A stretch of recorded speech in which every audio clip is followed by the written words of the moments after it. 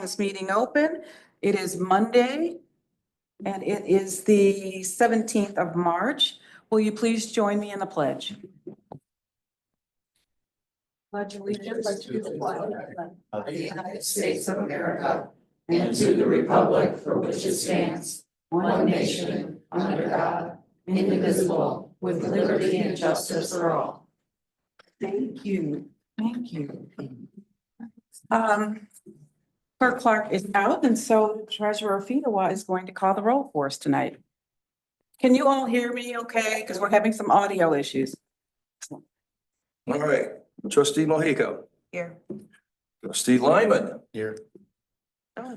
trustee Cascarilla, trustee Bowen, Here. treasurer Fito is here, clerk Clark, supervisor Brewer. Present. Madam Supervisor, you have a quorum. Thank you. Is there a motion to excuse the absence of Clerk Clark and trustee Cascarella? So moved. So moved by Karen Mojica. Trustee Mojica, is there support? Support. Support by trustee Bowen. All in favor? Aye. That motion passes. Next, we are on to presentations and proclamations. And our first is the Bank Intercounty Drain Project, an update. So we welcome them coming to give us an update. Good evening, everybody. Good evening. My name is Chris Mattson. I'm with Spicer Group. I'm the project manager for the Intercounty Drainage Board. I'm Stacy Hassan from Fahey Schultz. I think this is our third time giving you an update, so thank you for looking interested again. With regard to that, I know trustee Lyman, this is your lucky day, your first time to hear about this project from us, at least at this meeting. So before we get started, I've got printed copies. I didn't know if anybody wanted a copy of the presentation just with. Please. To have in front of you. Yeah. Thank you. Thank you. And can we get copies for the board members who aren't here as well? Thank you so much. Thank you. So much of this will be information you've heard before and maybe allow trustee Lyman to get up to speed with regard with what was presented before, but we have bids, we have more new information for you. Yeah, so we're gonna go over, again, just an overview of the project, talk about some of our community outreach efforts. Talk about project costs. Now, as Stacy mentioned, we've gotten bids on the project. Still not up yet. We're having a problem. Yeah, we're having the visual issues, not, Okay. or we have audio, but for some reason we've got a disconnect. Okay. Be extra descriptive with our words then. Please. And so, yeah, so right now I'm reading through our agenda on slide 2. So each of the packets I passed out are 3 slides per sheet. So slide 2 there, just going through that. Assessment roll factors and statistics, we'll talk about that for the Eaton County assessment roll and talk about upcoming dates, continuing disclosure resolution, and how to stay informed, wrapping up the presentation there. So slide 3, drain project overview, and then on to slide 4. So just as a reminder, the Bank Intercounty Drain is governed by an intercounty drainage board as opposed to a single drain commissioner. So the intercounty drainage board is comprised of 3 members. Brady Harrington as chair, representing the Michigan Department of Ag and Rural Development. Special Drain Commissioner for Eaton County, Robert Rose, the Ionia County Drain Commissioner. And representing Ingham County Drain Commissioner Pat Lindeman is Paul Pratt, the Deputy Drain Commissioner in Ingham County. So on to slide 5 here. Again, talking about the history of the drain and the drainage district. The project was established, or we're up. Woo, All woo. right. Thank you. Right. So we're down to the history slide. Perfect timing, right there. All right. So the drain itself was established in the late 1800s, and the drain outlets into the Grand River just on the west side of Waverly, right at the top of the image there. And then all of the land south of that flow into the drain and are served by the drain. All of the lines there in blue are the Bank Intercounty Drain.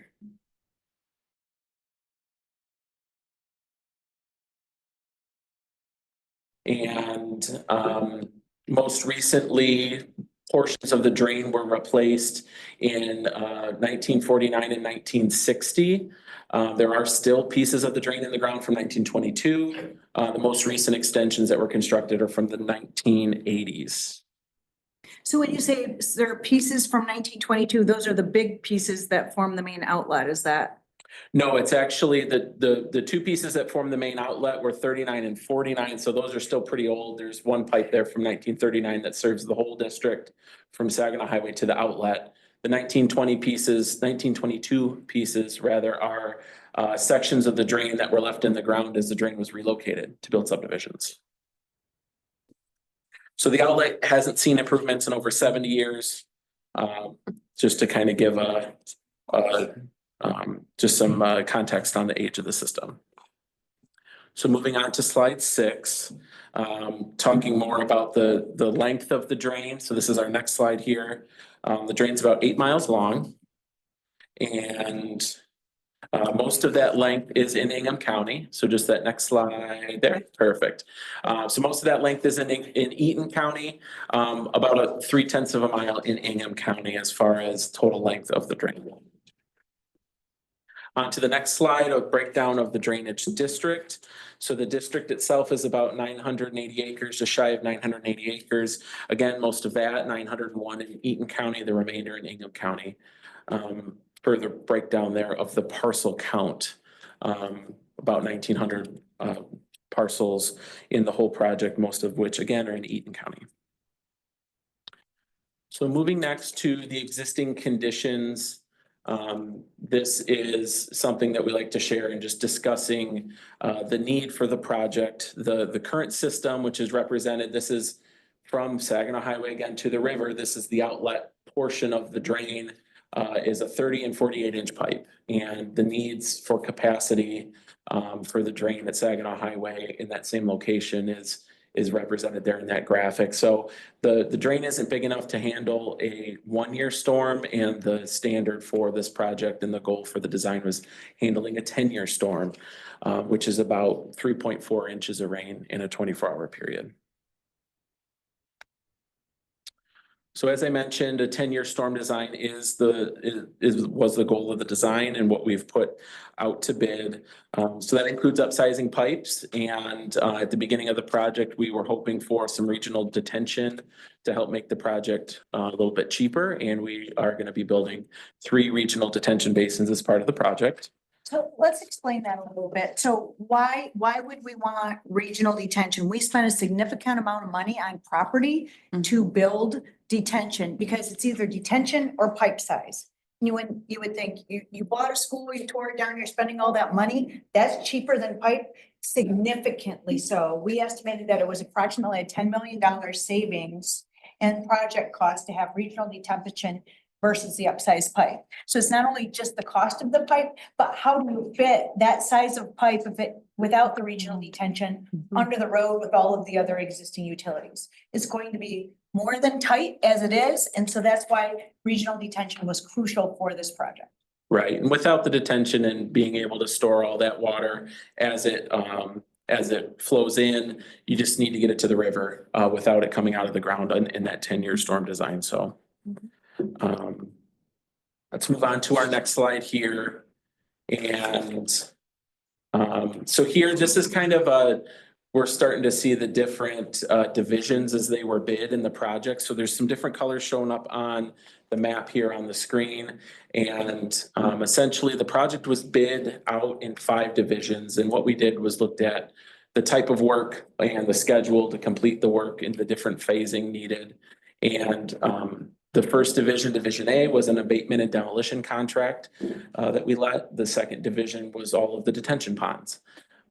Third division, the outlet storm sewer. Again, I mentioned the outlet from Saginaw Highway to the river. That outlet drain was its own division. This will be constructed from that large orange rectangle there on the screen where one of the ponds is going to be constructed all the way to the river. Division D, the Saginaw Highway box sewer. So this red line is the big sewer that was needed to get all of the water into that detention facility. And stepping back to our design and how useful the storage is, that large pipe would have been needed all the way down to the river, without that storage facility. So, lastly, Division E is essentially everything else. So getting other parts of the drain up to an adequate size to reduce the flooding in that 10-year storm along the drain itself. So you can see there, it's sort of a patchwork quilt of different divisions, different contractors, but again, all of these things are happening at different times. Actually, before we jump off of that, oh, and I already went through all of these details here, but we did open bids on March 6th and 7th. And I think the township and staff for allowing us the use of the township here to hold those bid Right, openings. and we got what we would consider good bids from good contractors. So we had a lot of interest in this project, which means that we had good plans. And so we were very pleased not only with the bids, but the contractors who got the work. So we had a total project cost of $60 million, which is what we estimated. And so we're gonna leave that and talk about some other things, but don't worry, we're coming back to how we're gonna pay for the $60 million by the end of the presentation. Yep.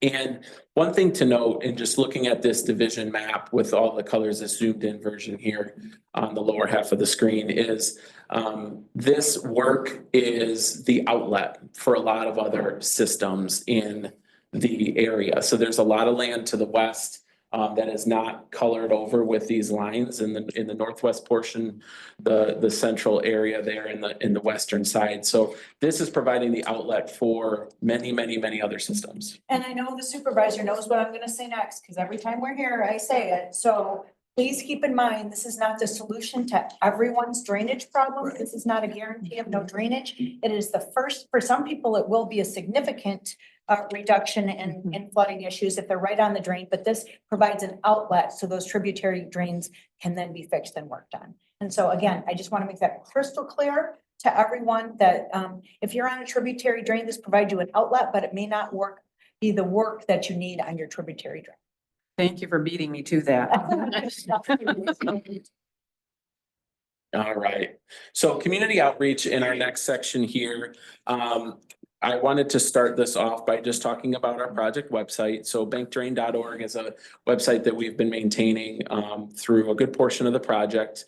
There's information on the drain history and information on how to contact the project team with a contact form, phone number, and email address.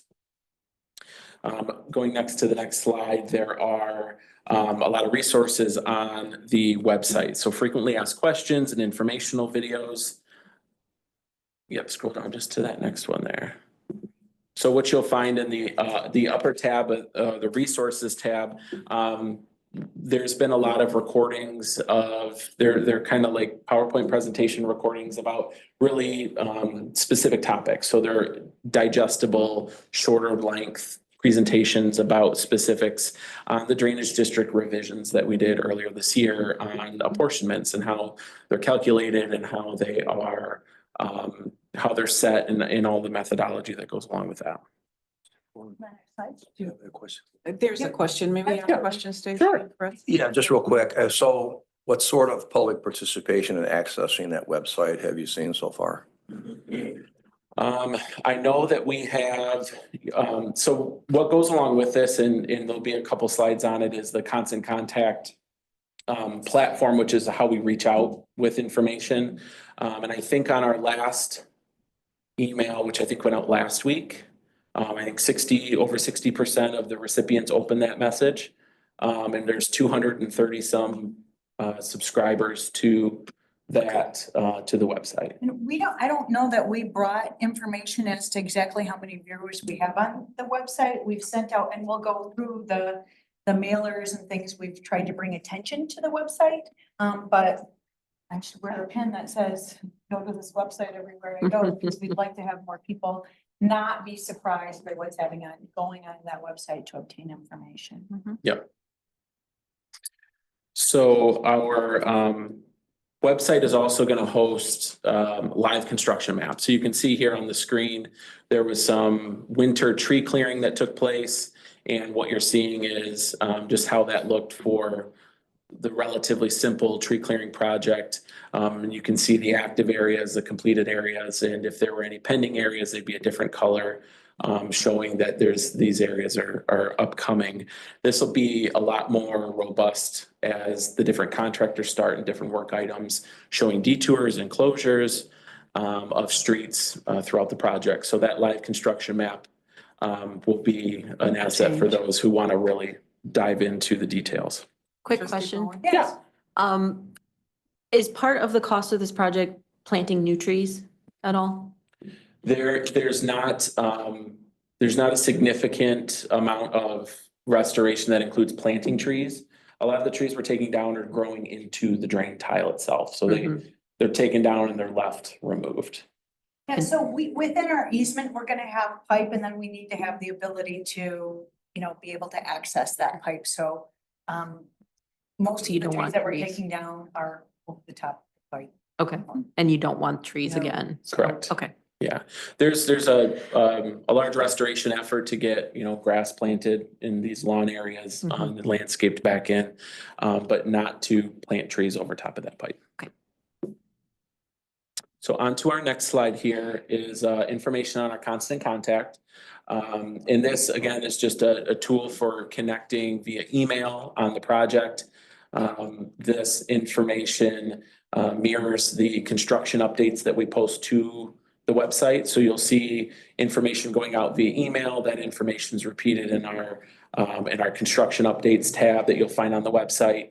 And that is a good way for people if they want to be reached via email on any updates throughout the project. And we'll host construction updates on progress updates through this constant contact platform. All of the information will be available on the website that's sent out in the constant contact, but this is just to alert you that something new is happening. Yep. To get you to entice you to check. The website. Will there be any, and you may cover this soon, in-person meetings? yes, So we're that's gonna coming cover up, that. so I'll Yep. be quiet if that's gonna happen. Nope, you're just perfect segue into all the things that we're going to talk about. So go ahead, Chris. This is some of the information that the Drainage Board specifically has done to encourage outreach and information gathering. Yep, participation. So early on, 2 hearings were hosted at Waverly High School. The notice of practicability and notice of necessity here, those notices were sent out for those 2 hearings. We've sent a postcard mailer just on general information, both to the property addresses within the district, and then if an owner varied from the property, if the owner lived elsewhere, they also got a copy of that postcard sent to them. Tree clearing mailings were sent out specifically to the properties where tree clearing was taking place, including knocking on doors to talk with those property owners about the tree clearing And if they specifically. were there, we left door hangers, trying to individually have a touch with each property owner impacted above and beyond. So the constant contact email updates, there's been just a handful of those, and those will continue for the duration of the project. Our notice of day of review of drainage district boundaries was sent, I believe, the end of 24, and we hosted that those days of review for Ingham and Eaton counties That in was early an January. Yeah, an all-day review where we were available from 9 to 5 to answer questions. I would like to say there was a lot of participation, but Not at the day of review of drainage district boundaries in January. Yeah. However, the notice of day of review of apportionments was put into the mail Friday at the end of last week. and that had the assessment amounts in that, so I'm sure we're gonna get a lot more participation when property owners see their estimated assessment. In addition to that, both of these day of review, all day review sessions are accompanied with a webinar. So we hosted a webinar in January, and we're hosting another webinar on March 25th ahead of the day of review of apportionments. And I think we might have another slide about that potentially.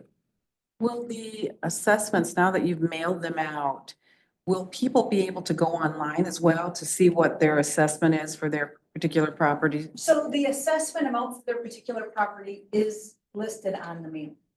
Right. But so it is not like, There's we can not take like the a- assessment roll for the entire district and place that on the website. Mhm. But if people have questions and call or email, we can answer all those individual questions or provide them with. The assessment roll in its entirety will also be available on the day. Next step here with the outreach are the different touches that the township's made in assisting to get the word out to residents on the project. So you can see the various items here, including the two presentations that Stacy and I have provided for the project as we went through design. All right, so project cost is our next stop here. And as we mentioned earlier on, the total project cost is $60 million. We have received a $5 million grant from the state of Michigan, and this money will go right off the top. So it'll drop the total project cost to be assessed by $5 million. The counties each take a portion of the total, and you can see the county split between Eaton and Ingham counties.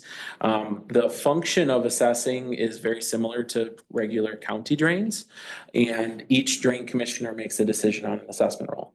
So for inter-county drains, there's the split between counties, and then it falls to each of the individual counties to take it from there for the day of review and for the assessment roll itself. Now, specific to Eaton County, as we mentioned, the board members early in the presentation, Robert Rose from Ionia is acting as special drain commissioner, making final decisions and signing the assessment roll for Eaton County on behalf of the drain commissioner. So moving next to county costs or other at-large costs for the Eaton County assessment roll. So first is Michigan Department of Transportation for benefit to highways at 2.23%. Eaton County for benefit to county roads at 22.5%. Yes, Have you given these kinds of presentations to the county board as well? yes. Yep. Okay, they're just not listed here. Okay. Yeah, we have, We presented twice. we did a committee meeting and we've done a full board meeting presentation. And we're actively working with them. On to our next slide here. Furthermore, the cost breakdown, Delta Township, 25% at large for benefits to public health. And the property owners, the remainder of the cost at 50.27%, that spread based on different factors, which we will be getting into next. And that gets spread across those 1,862 parcels, specifically here in Eaton County.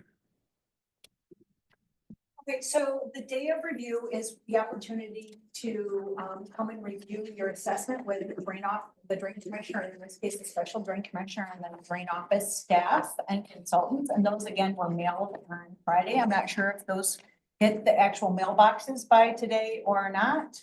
But then it included the estimated assessment amount. This will be a 30-year assessment. We don't know the interest amount, so we listed it without interest, but interest will be charged. This will take place over a 30-year period, beginning with the December 2025 tax bill. There's an opportunity to prepay, but there will be interest assessed to any entity, whether it's a property owner, township, county, that does not. Is there any idea on what that interest So we rate did a could couple- be, small? You're doing it Okay. again.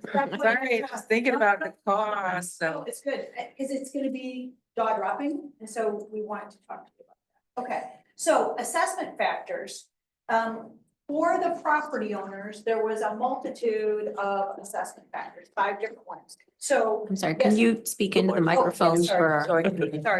Thank you. So with regard to this, this is the biggest project we've had in Eaton County. I know the Ingham County Drain Commissioner says this is the biggest project they've had. And so it is a significant assessment to all the entities involved to the town. It's probably the biggest at-large assessment this township's ever had. Thank goodness you haven't had a bigger one. And so we put a lot of time into the assessment methodology for the property owners. So I work for 60 different county drain commissioners on various projects. I've probably worked on, close to 1,000 assessment rolls over the time that I've worked as an attorney working for drain commissioners. And this is one of I think I've spent more time on this assessment roll than any other assessment roll in our career to make it as fair as possible. So these are the 5 different factors that went into the property owner assessments. We have 38 slides, so I could spend half an hour on each one of these factors, but we won't do that today. But I will tell you that in the webinar that's scheduled for next week, we will be doing a deep dive into how these factors work. If property owners have questions, they could call or email us with regard to these, and of course, be available at the day of review. So how did these all come out? This is just Eaton County information, not Ingham County information. So the assessment district is very substantially made up of residential properties. There are no industrial properties in this drainage district. So that's extremely different from the Carrier Creek project that we had, 15 years ago. It's mostly residential. And so for the commercial, we had 125 improved properties. Here are the assessments. These are the totals, not annual. So this is the total. So maximum of $622,000 assessment. We had 8 vacants, commercial properties. These of course are normally our highest acreage properties too. Low of 11,000, high of 16,000 for the vacants. Low of 88. Or excuse me. Yep. Okay, so for the residential properties, we kind of did a breakdown of what that looks like for those. The vast majority of the properties were between 1/4 acre and 1/2 acre. The average assessment for that is $12,807.55 with a maximum of 20,000. Your highest assessment to a residential is going to be one of the bigger acre properties at $26,976. And so we tried our hardest to get that reduced, but when you have so few commercial properties and no industrial properties, this is the recourse on the residential properties. I think that's why the Delta Township is seeing a higher than normal percentage at the at-large percentage at 25%, is to try to keep the residential properties down to the extent possible, given the size of this project. And so for purposes of the question that the supervisor asked about, what's the impact of the interest? We have a slide showing an example of a $15,000 total assessment, what the interest does. And I'm sorry that it's so small, but this is very important. So it would be 5% interest, we're assuming, with a 1% admin interest fee. So we're looking at 6% over 30 years. The first year, it's $500 principal each year at a $15,000 assessment for 30 years. But much like house payments that are a 30-year mortgage instead of a 20-year mortgage, you're paying a lot of interest. The first year is smaller because we're only borrowing for a half of year. But my goodness, in the next couple of years, your interest payment is more than your principal payment when we're looking at a 30-year bond. And so we will send out a prepayment letter to everyone. We will send out an example of what this looks like so everybody can make decisions for themselves as to how they would like to handle this to avoid that type of an interest payment. But there's no way we can get around this. And so we want to be as transparent as possible as to so if you want to slide down just a little bit on that. Stacy, what would Yes. be the options, for example? So the option would be to do a 20-year note or a smaller note instead of this, and then your principal goes up significantly too. So we did look at those options with the bond council and the municipal advisors and landed on the maximum amount, which is 30 years. And so, so this is where we're at, unfortunately. Questions? Yeah, I'm not surprised by this. Could you back up that slide though Yes. to where you showed, the previous slide, where you showed our distribution of the residentials by acreage. Yep. What would you say ours looks like in comparison to Eaton counties? To Eaton counties. To Eaton County's Yeah. assessment? Yeah. So Eaton County, so when we're going back up, if you can go up a couple of slides, Eaton County's assessment can only be for the benefit to county roads. And they are at where Delta Township is at 25%, Eaton County is at 22.5%. So benefit to county roads historically is based on a calculation called 14A after Administrative Rule 14A from Section 14A from Act 51. Follows an MDOT manual, and so it is hyper engineering-esque in how you calculate those percentages. And so that's how Eaton County's is apportioned.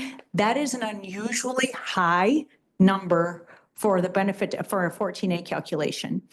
Most of the drains that I work at, it's more 3%, 5%, but there are an unbelievable amount of county roads in this drainage district. But if I may, Yes. I mean, if it's a benefit to county roads, then it's not going to be a set portion to residentials because Correct. that's Delta Township. So Correct. who pays the 22.5, 11.6 million? So that would be the Eaton County General Fund. They can send a portion, so Eaton County General Fund will pay that. They can send a portion of that to the road commission Right. to pay with their with their Act 51 monies. So the Act 51 money is the money they spend on county roads. Correct. So whatever they divert towards this drain payment is less money that they can maintain their roads with. Correct. And I know that Eaton County is using some ARPA funds to assist in paying for their assessment as well. I think 3.3 million Yep. of their ARPA funds is going towards their assessment. But yes, Are they planning on prepaying this or are they just going to use, I and know they're amortize it over prepaying. 20 years or something? I know that they're prepaying their 3.3 million in ARPA funds. I'm not aware that they are prepaying any more than that at this time. Okay, thank you. Mhm. Any other questions at this time? Otherwise, we'll.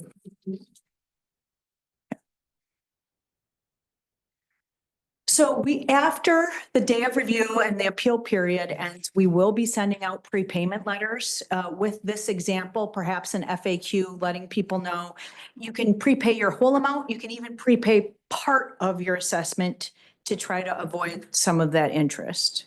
And again, this is how drain assessments are performed, not only in Delta Township and Eaton County, but throughout the state of Michigan. All right, upcoming dates. We have a live webinar. So we have 38 slides for you today. It is much more significant for the webinar that we will be hosting next Tuesday night at 6 o'clock. We will dive deep into the notice that everybody received, what each part of that means. And then we will have a recording of that will be available on the project website thereafter. So if you're interested in more information, you can call it anytime or email, but please go to that webinar. Then the next week would be the day of review of apportionments. There'll be one in Ingham, April 1st. Yep. And then the Eaton County one is April 4th at the district library. And no appointment is necessary. We will be there with a team of people to answer questions on that day of review. So any questions with regard to, did you get my acreage right? How did you do this? Of the different factors, how was that performed specifically for my property? We will be available, but of course you can email and call besides that. The webinar will explain all of those things very specifically, but we'll have one-on-one attention to property owners to show how that relates to their property on the day of review. Treasurer Feedle. Should we be prepared to supply any extra security for that meeting? So I I think. mean, I anticipate there's going to, seriously, there's going to be probably people that are going to come, they're going to be somewhat upset. Yes.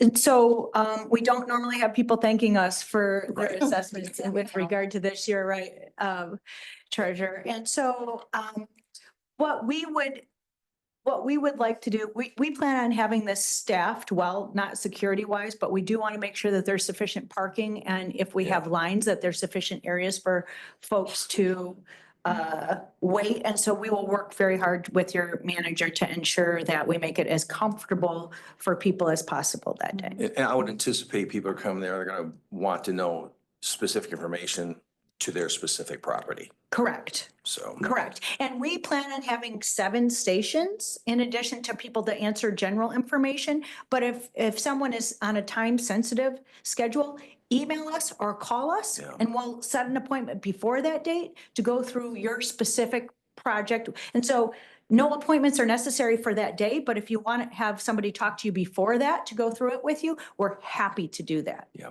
okay. Any questions? Will there be, how will this be communicated about the in-person, the review of? So the mailing went out on Friday. It's in the newspaper. It's on the website. And then the mailing went out on Friday, first class mail to any property owner that was receiving an assessment. Okay. And if there does appear to be a large turnout, are you considering maybe adding a second date of an in-person opportunity? So we are prepared for a large turnout, and we have staff on call to come and assist. So if it's not raining out, we'll set up extra stations in the parking lot if we have to get through everything. We will unlikely have a second day because we need to move this through to get the bonding paid for and to meet the contractual obligations.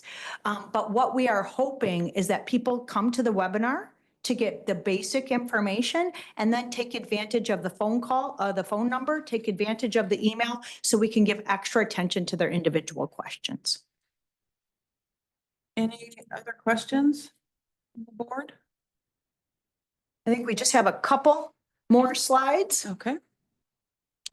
And again, 9 to 5, we're open. We'll be there a little early.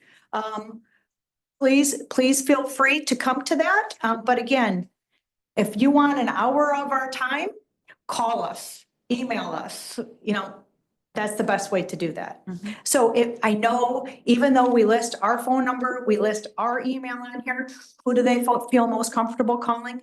You at the township. So please direct them to us. You can contact Chris directly with their contact information so that Chris, so I said Chris instead of me. Chris Heard that. directly with that information, and we can set up appointments to go through that things with them if they'd like. All right, so the construction timeline, post day of review and financing for the project.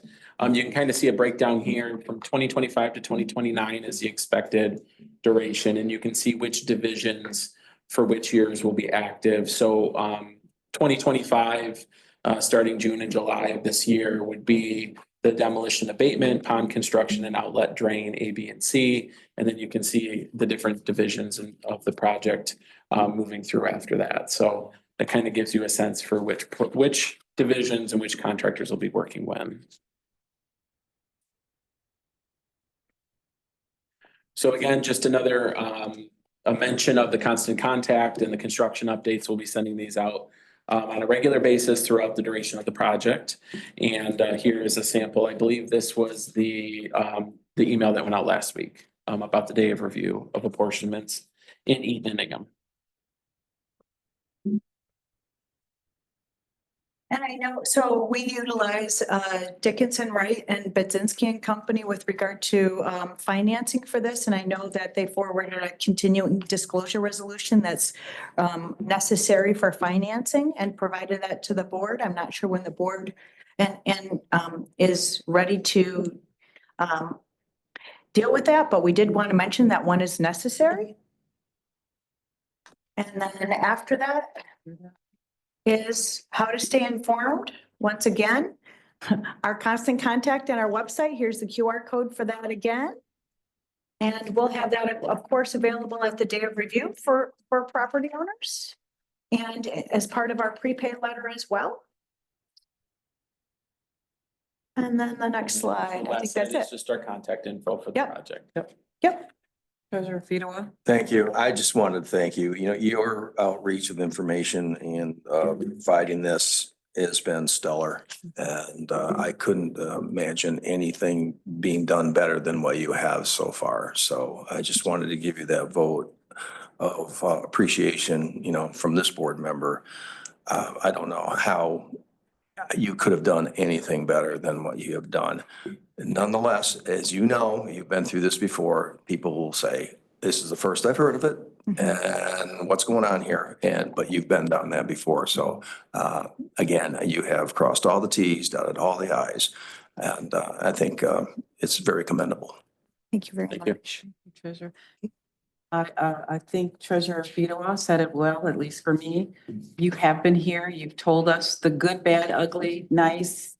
Um, it's a hard to swallow pill, but I think, you've done everything you can, I think, to communicate it. I love that you're having an in-person event. I think that's so critical when you're talking about dollars to this level, that you're face to face with people, because this is not going to be easy for everyone. This is going to be a hardship for some.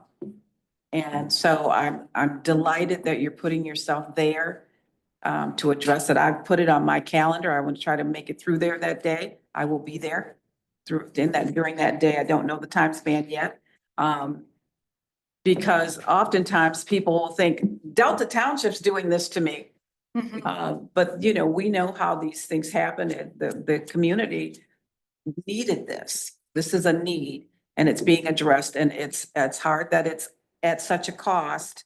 But I mean, you've got pipes from 1922 in the ground.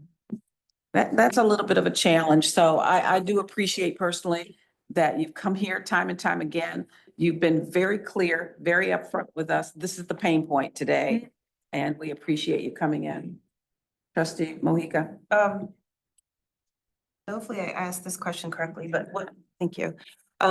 What does this do to for the property value for property owners? Does this add, what does it do to the value of their? Okay, so I'm gonna give you a very Laura-like answer, and it depends.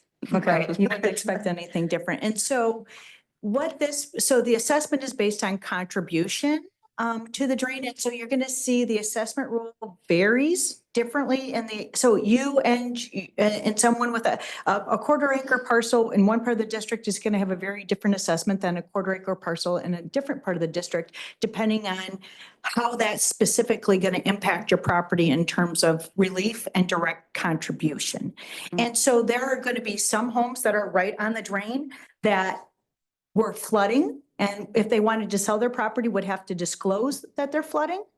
And that would make it very difficult to sell their homes. That hopefully this project will be a huge improvement, and they would be able to do that. So there will be some that are like that, and as a result, their assessments are higher than similarly situated properties or similarly sized properties other places in the district. For some other people in the district on those tributary drains, as I've mentioned over and over again, we're providing an outlet, but we're not fixing those drains. We can't under this project. So that's why we have the tributary drain factor. We know that at some point, those are going to need to get fixed, and they're going to have to pay for that too. So we have a reduction in their assessment compared to someone right on the drain to assist for that. So will this improve will your house price go up as a result of this assessment? If you're right on the drain, I mean, that is such a, it depends. It depends on when the next flood is and whether your house, what happens in those situations. But we do hope that it provides relief, or at least, the outlet to provide future relief for the entire district. Okay. Thank you. Any other questions? Chris and Stacy, thank you Yep. for the presentation. Thank you very much. Appreciate you. Okay, next on the agenda is a motion to approve the agenda or state any amendments. I move to approve the agenda as presented. We have a motion by trustee Bowen. Is there support? Support. And we have support by trustee Mohica. Any discussion? Hearing none, all in favor? Aye. Any opposed? Motion passes. Thank you. We do not have any public hearings tonight. You will notice in your packet that there is one communication item for you to peruse when you can, if you haven't done so. And now we are to public comment. Public comment is 3 minutes. And you are welcome to come up if you have a public comment. All that I ask of you is that if you have something that you want to hand to us, please let us know before you approach the dais during a meeting. So just let us know if there's something that you need to pass to us. We'd love to have that. It's not a problem, just not during any time outside of public comment or before the meeting or after the meeting, if we could do that. So is there anyone that'd like to speak? Please come on up. And we are not going to be able to comment with you. This is your time to talk to us. So please come on up. Thank you. My name is Paula Jensen. I live at 1402 Badlands Drive in Delta Township, and I'm here for two things. I want to thank you for my appointment to the Parks and Recs Commission. I thoroughly enjoy the opportunity of serving, and I would like to congratulate you, Ms. Brewer, in your appointment as chair. Thank you. I'm wearing a hat tonight where I am representing the Delta Waverly Rotary Club. And I'm president-elect, and I'm so honored to be. But I'm here to speak to you about our peace pole that I keep on dragging around everywhere. And this peace pole has been dedicated to the Waverly schools. And I brought the peace pole to the Parks and Recs Commission for discussion to see if maybe Delta Township would like to have a peace pole.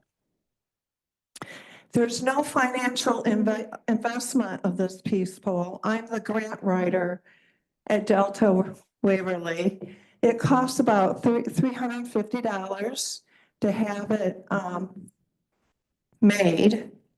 And we have a foundation that will help pay for it, and we will also cover the installation. It's the upkeep after that.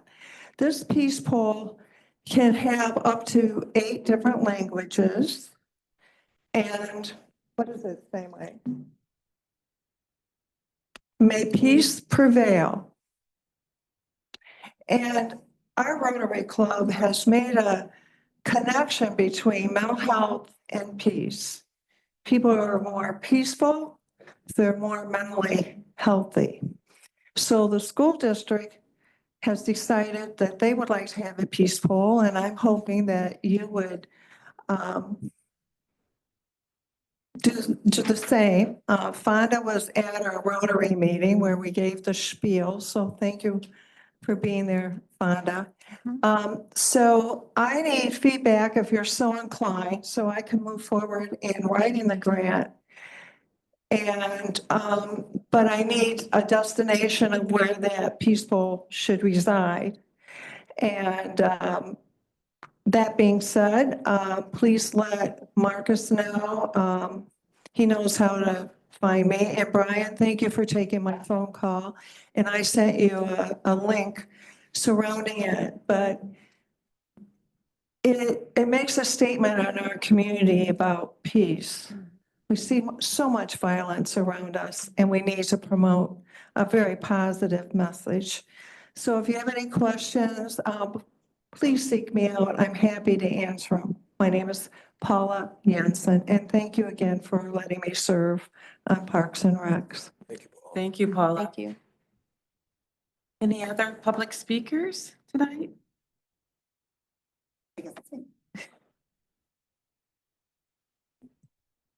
Good evening. I'm Michelle Hart. I live at 4509 Meaford Street. I wanted to comment tonight on the bank drain presentation. I did take some time since Friday to review the bank drain presentation slides that were included in the packet. And I do want to point out that the day of review is 18 days from today, and the two people that I talked to today, one a commercial property and one a resident, have not yet received their letters or their assessments. So I really do believe that that communication is actually less than stellar, given the timeline that is pressing for them to have that. In addition to that, I would say that the day of review being one day, 9 to 5, doesn't really give a lot of opportunity to people who work throughout the day to come in and ask their questions. So I'll ask them here. The mailed assessments so far do not include the interest rate. And my question, given the example that is included in the packet, when will our residents have that information? It doesn't sound like that information is coming to them in the assessments that were mailed on Friday. So my question is, if they're going to get one single number, when you look at the example here of a $15,000 assessment, if they're getting a statement on tomorrow or Wednesday or whatever day those do arrive in the mail, and they see that it's $15,000, this assessment is actually $28,500 is what they're going to actually pay and owe over the 30 years, or when they sell their property. So it's a significant difference in what's being communicated, which again is less than stellar. And then given the choice, wouldn't homeowners and business owners benefit from a standard fixed rate loan of equal payments so that our residents who live on a fixed income, our families, our seniors, and those who pay their taxes or pay these types of things through escrow accounts, be able to better budget and plan? When you look at this assessment, those homeowners and property owners are going to pay a reduced rate this year because of the less time of a 12-month payment. But next year, a $15,000 assessment would be a $1,370 payment. They don't realize a $530 payment until 2054. So if they were to have a fixed rate income, I think that our residents would better be able to plan. Again, I think that's less than stellar. And then lastly, for those who prepay, oh, there's two more questions, sorry. One is, what happens when properties default, foreclose, businesses close within the next 30 years and do not have enough equity to pay their assessment that's due? Who is going to assume those payments and the unpaid portions? Could there potentially be another assessment within this 30-year timeframe that's going to make up for those that difference in charges back to the community, whether it's people who live in this district or all of us who are paying the $12.9 million that Delta Township is paying, because that money obviously comes from taxpayers. And thank And you, Ms. then- Hart. Please try to Yeah, wrap up. okay, last question. And then those who prepay, if in 4 years the project comes under budget, will they receive a refund or will payments be reduced for those people who are on payment plans? The March 25th Zoom is a presentation, not a Q&A. The day of review is a 1-day, 8-hour presentation, so it doesn't really give a lot of opportunity for people to ask questions. Thank you. Thank you. And I hope that you provide those questions to I know drain the commission. 200 people who get the newsletter, and I will ask. Please do. Thank you. Yeah. Any other public speakers, public comment? Okay, not seeing anyone else. We're going to move along with the agenda. We are to the consent agenda. Is there a motion? Moved by Karen Mohica, support by Beth Bowen. All right, we do a roll call for the consent agenda. Treasurer Fito, please. That's right. Trustee Mohica, Yes. trustee Bowen. Yes. Trustee Coscarello. Trustee Lyman. Yes. I gotta get used to that. Supervisor Brewer. Yes, Treasurer Fito is a yes. You have 5 affirmative votes, madam. excellent. That motion passes. We are now down to the new items of business. And the first thing that's on here are the boards and commission appointments. And boy, there are quite a few. And I just want to first say thank you to the board members. They are engaging in this new kind of pilot process where we're having conversations with applicants to sort of get to know them a little bit. And before they become here or before they are moved here to the board agenda for a recommendation. So let's see here. Let me see if I'm supposed to turn to anybody on this first. Nope. So I think there are some folks here. Please know that if these recommendations are approved, that you will be sworn in at some point by Clerk Clark, and she will reach out to you for that. But I want to thank all of you that are here.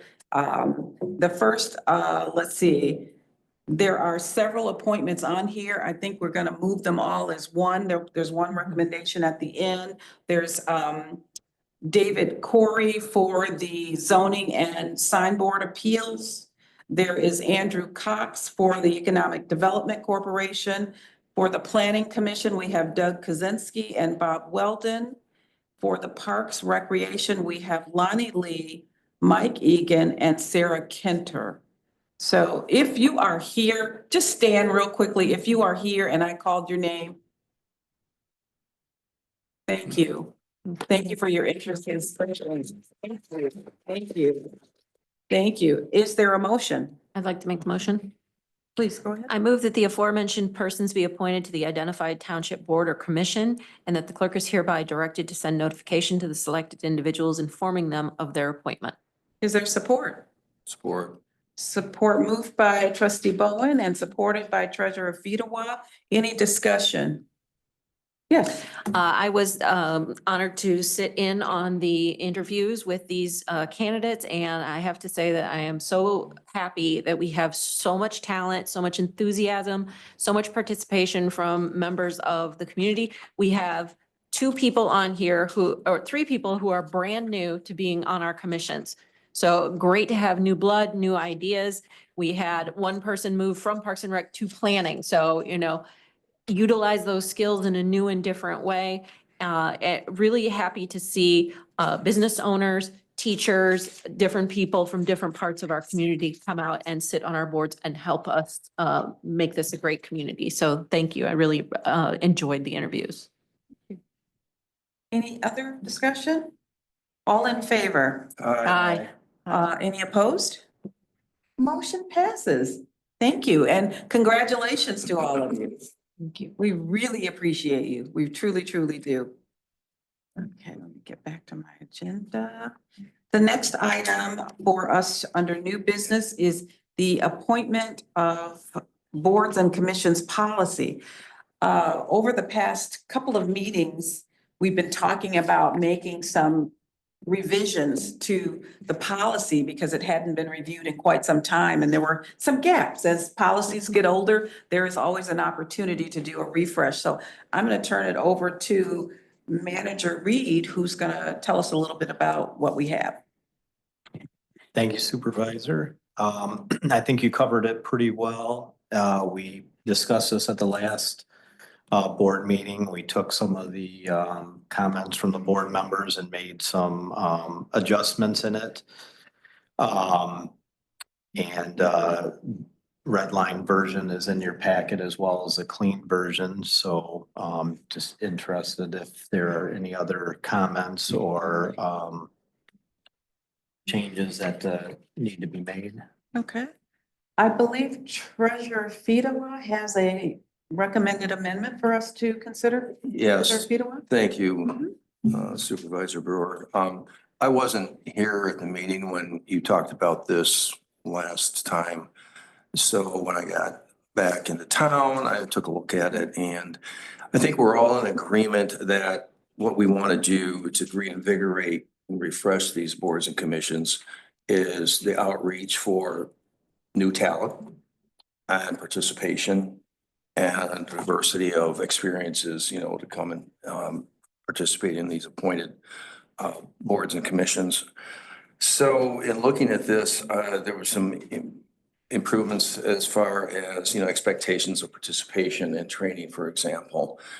And it occurred to me as one of the things that I think that can get stale, but, that it's following a better government practices is that when the members of the board or commission have an opportunity to personally grow in their role in that, when they have the opportunity at a time to actually chair the actual board and commission. I know other communities, have revolving chairs, for example. I know our planning commission does that. I'm not sure of all the other boards and commissions we have, but as a matter of best practices, I thought it would be good to have our boards and commissions practice that practice, if you will, because it helps train, it helps keep the commission and board members engaged, doesn't get stale. It also provides them with an opportunity for personal growth and a leadership growth aspect of that as well. So I would like to ask Peter, what his experience is with other communities, what he knows about it, and what our current boards and commissions do now, and then I would go over the amendment. Yeah, and then. Please read it. Then I'll read Yeah, the thank you. amendment. Hi, everyone. Good to see you all. Just provide a little background information because this came on my radar today. So the boards and commissions that I, as a staffer, manage, so I use, work with the CIA board, our zoning board of appeals, our planning commission, and our economic development corporation, which also serves as our brownfield redevelopment authority. The CIA board does not have a limit on officer terms in their bylaws. They use what's called an ascendancy model where people rotate through leadership. So you're the secretary, you're the vice chair, you're the chair, and then you're off. You're still on the commission, but no longer in leadership. So it encourages that rotation. However, that's really the only group that, at least of the ones that I work with, that use that model. So otherwise, the ZBA does not have a limit on officer terms. And when I say limit, I mean a limit on consecutive terms of being the officer. So in other I've worked in other municipalities, some will say, no more than 2 consecutive terms as chair or some iteration of that. So the planning commission does have in their bylaws a limit on 2 successive terms as officer. State law does not reflect that, but it's something the planning commission at some point chose to limit their officers. EDC also has no limits in state law or in their bylaws. So we would have to consider changes to the bylaws to require that. But that's not, I mean, that's certainly our bylaws need, review from time to time, so it would not be inappropriate to go through that. So given that, Madam Chair and fellow board members, given the best practices of having the opportunity for our appointed board and commission members to engage in a rotating leadership role like that, I thought inserting that expectation as a policy, and then later on, we can go ahead and amend the bylaws to reflect our policy. So what I have distributed to the board members here is an amendment, and I'll read it as such. So after section 7, and section 7 speaks to comply with the requirements of the Michigan Townships Association excellence designation. And I thought that was a good place to put this amendment. And the amendment reads, adhering to governmental best practices, boards and commissions shall have rotating chairs, where a succeeding chairperson shall be a different member than the previous chairperson when the election of officers occur, in conjunction with the boards or commissions bylaws or other governing policy, and renumbering the remaining sections accordingly. So that would be our placemaker in our policy. And then later on, to clean it up, we would amend the bylaws where they need to comply with the actual policy. So that's what I'm proposing for the board. And I just want to ask Manager Reed, because I did hear Peter say that there are some bylaws that might need to be amended. Are there, Manager Reed, I don't know all of the boards and commissions yet. I'm still learning, you guys, I'm still learning along the way. So are there any boards or commissions that have a mandate outside of the bylaws? I don't know if it's by statute or anything that we need to do a little bit more research before moving forward with this? Supervisor, I think as Peter said, this came on our radar this afternoon, so I can't speak to every board and commission. Certainly, if it was the board's will, we could research all of them in the bylaws and bring back a full discussion pertaining to that amendment and work it in if the board was willing to wait on the policy. What's the board's pleasure? I like where you're going with this. I think it does, for me, the thought of, I don't want to push or make someone change into a leadership role, but I think it's so important that if you're on a board, if you're comfortable, that you move into a chair position.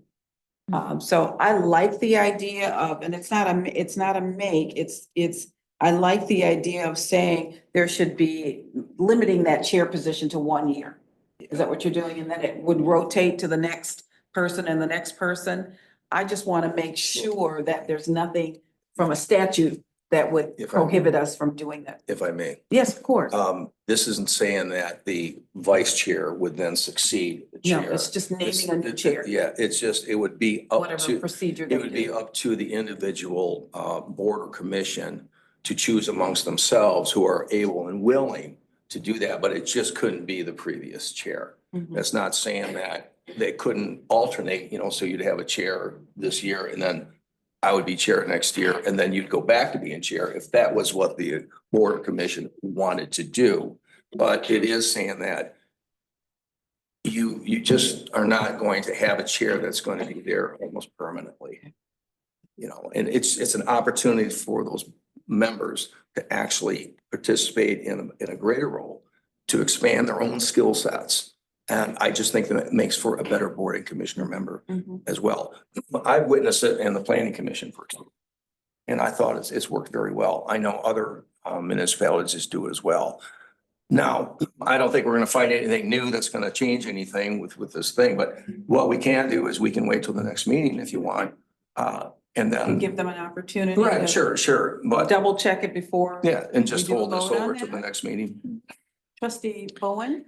Last week I attended the meeting for the Materials Management Planning Committee at Eaton County as a Delta representative, and we were looking through our bylaws and setting our bylaws. And one of the parts of the bylaws that was put together boilerplate from the state for us talked about the officers and the terms and all that sort of thing. And so I would suspect that in the bylaws for all of our commissions, that's where that sort of thing is specified, and that we can go in and ask the committees to amend those and recommend that they do a rotating however they want to rotate it Yes. and how often, because a term could be a year, it could be, and it could be a calendar year, it could be a fiscal year, it could, that sort of thing, and they could determine that themselves. I would be comfortable voting on this tonight and then just, later on, look at the bylaws. That's where the bylaws actually control, Yeah. this would set the policy and then we Right. would amend the bylaws to conform Mhm. within the statutory requirements, if any. So, yes, so if there are any statutory requirements, requiring us not to do this for that particular Yeah. board, And I can't This- imagine it would be. this movement or approval, if done tonight, will not obligate us to that. That's Mhm. true. And, and maybe Peter, because you've been in another municipality and this may have come up. I mean, are there any statutory requirements that you're aware of? Typically, that's the terms of the offices are not covered in the statute, though it'll Right. just prescribe that they shall have officers and Right. what they are. But the four that I mentioned earlier, I checked those, there's no limits in state law that would stop this from happening. So it would just be a matter of going through the different boards and commissions, updating their bylaws to reflect this new Mhm. thing. And some of them, like I think the EDCs are 1976, so they're ripe for review in general and just to be updated. Yeah. So it's the exercise itself would be probably worthwhile on several fronts. The one thing that we'll want to, not every board and commission, and this will, in our research, when I come back to you with this, require board approval, like the planning commission doesn't necessarily, they typically are autonomous in their bylaws. The CIA board does require the Right. board to upgrade, to have the board approve their bylaw amendments. So we'll have all that information for you at the next meeting. Okay. Karen, was there? No, I would rather we do our research and come back with it and so that we can have we can make a good decision. Trustee Lyman, any comments? No. Trustee Bowen? I'd like to make a motion. I move that the Delta Township Board approve the updated appointment of boards and commissions policies with the offered amendment from Treasurer Fiwa. I don't think we could do that, right? It has to be. Doesn't, So we first need to, I believe, motion on accepting the amendment correct. before going into the policy, because there is a suggested or recommended amendment. So I need a motion Yeah. on the amendment first. Or do we have to move on the policy as If drafted? you move on and the then policy ask for as the it is, then amendment? that's passage of the policy. But we had a recommendation for an amendment. Okay. So is there any motion to move forward with the amendment? I'll support that. What, are you making the motion or? I need a motion before I have support. Yes, Are you I making a move motion to on the move amendment? forward on the amendment. Okay, so we have trustee Bowen who is moving the amendment to be considered, and it is supported by treasurer Fedowa. I'm going to ask for a roll call vote on that, treasurer Fedowa, if we may, for the amendment. This is just the amendment, That's right here. and then we'll go into the policy. Roll call sheet.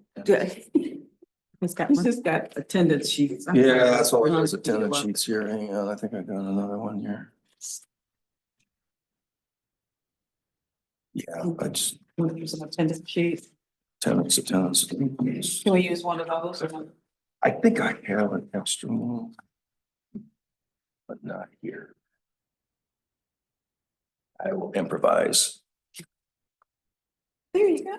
Madam Supervisor. Okay, so, So we are voting on accepting the amendment to go into the policy. right, and then we would Everybody vote on clear the on what we're policy. voting on Mhm. right now? Okay. Okay, I'm gonna get to the policy. Don't worry about it. I see that look. right, Don't worry. Okay, so go ahead. okay. Trustee Bowen, Yes. Rafito is a yes. Trustee Mohica? I'm still confused. I'm Okay, sorry. so we're just, are you It's on the interested in the amendment? No, no, I That's not to understand the say when we're gonna do it. This is just the amendment. To add it to the language. Yeah, that's not, we're Okay, gonna deal with the when, the policy Right. is gonna be the next vote. but are we, do we want to amend it with this specific policy or are we just gonna come back? With That's what we're talking about. It was moved to accept this language to go We're into amending the policy. proposed policy. Yes, And is this language like, we're accepted, or are we saying that this is acceptable language to go with this section? there's gonna be a different question coming before you. That would be the whole policy that includes the amendment. So this is, are you comfortable with this amendment? That Yes. we would allow, we would ask for rotating chairs? Yes. Trustee Lyman, Yes. Supervisor Brewer. Yes. Okay, that's 5 votes in the affirmative. Amendment passes. So now we're back to the policy. And so we've said that we're gonna insert this in. And so this is an opportunity to say, if you want to say, listen, as this policy with this additional amendment, you can amend saying, I'd like to have a little bit more time to review it and not vote on it tonight, or you can say, I'm good with it and let's move it as it is with the additional after section 7 insert. What is the pleasure of the board? Does that make sense? Are we clear on that? I would like to further review this. I'm comfortable in passing it. I think Peter was very clear on this, that we need to review those anyway. I think that the sooner that we have this policy and we ask our boards and commissions to adhere to it, the clearer it is. We have a bunch of new members. It's pretty close to where some of them are going to be doing their annual officer elections. And this is an opportunity to influence that.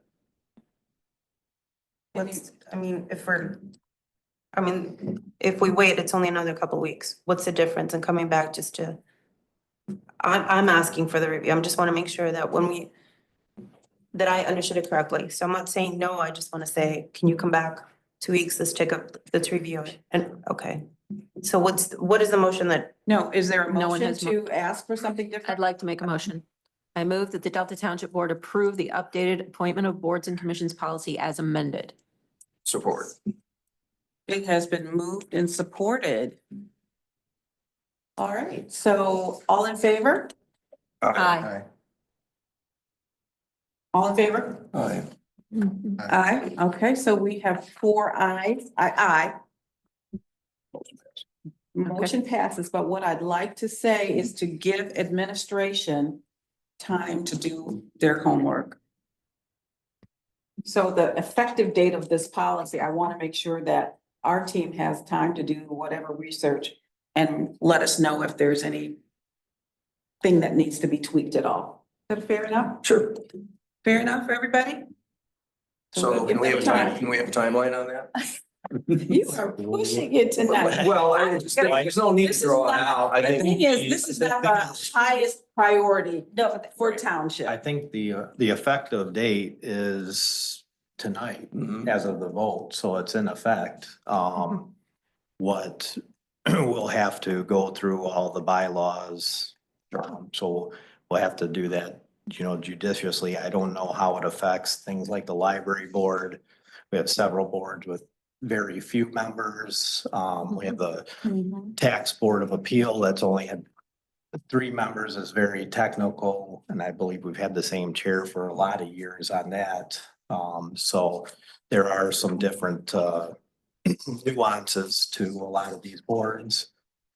Will you bring it back to our attention if any are challenged, Brian? Sure. Yeah, so if you're not able to implement it across the board Well, because there are some challenges. each just let commission us will, know. will Let us tailor to know. themselves through their bylaws. That's the point. And I would just say that I don't think this applies to the library board because that's a different animal. That is not a sole board controlled by the Delta Township. That's in conjunction with Waverly Schools. So I don't believe, this applies to that at all. It's our solely boards and commissions within Delta Township.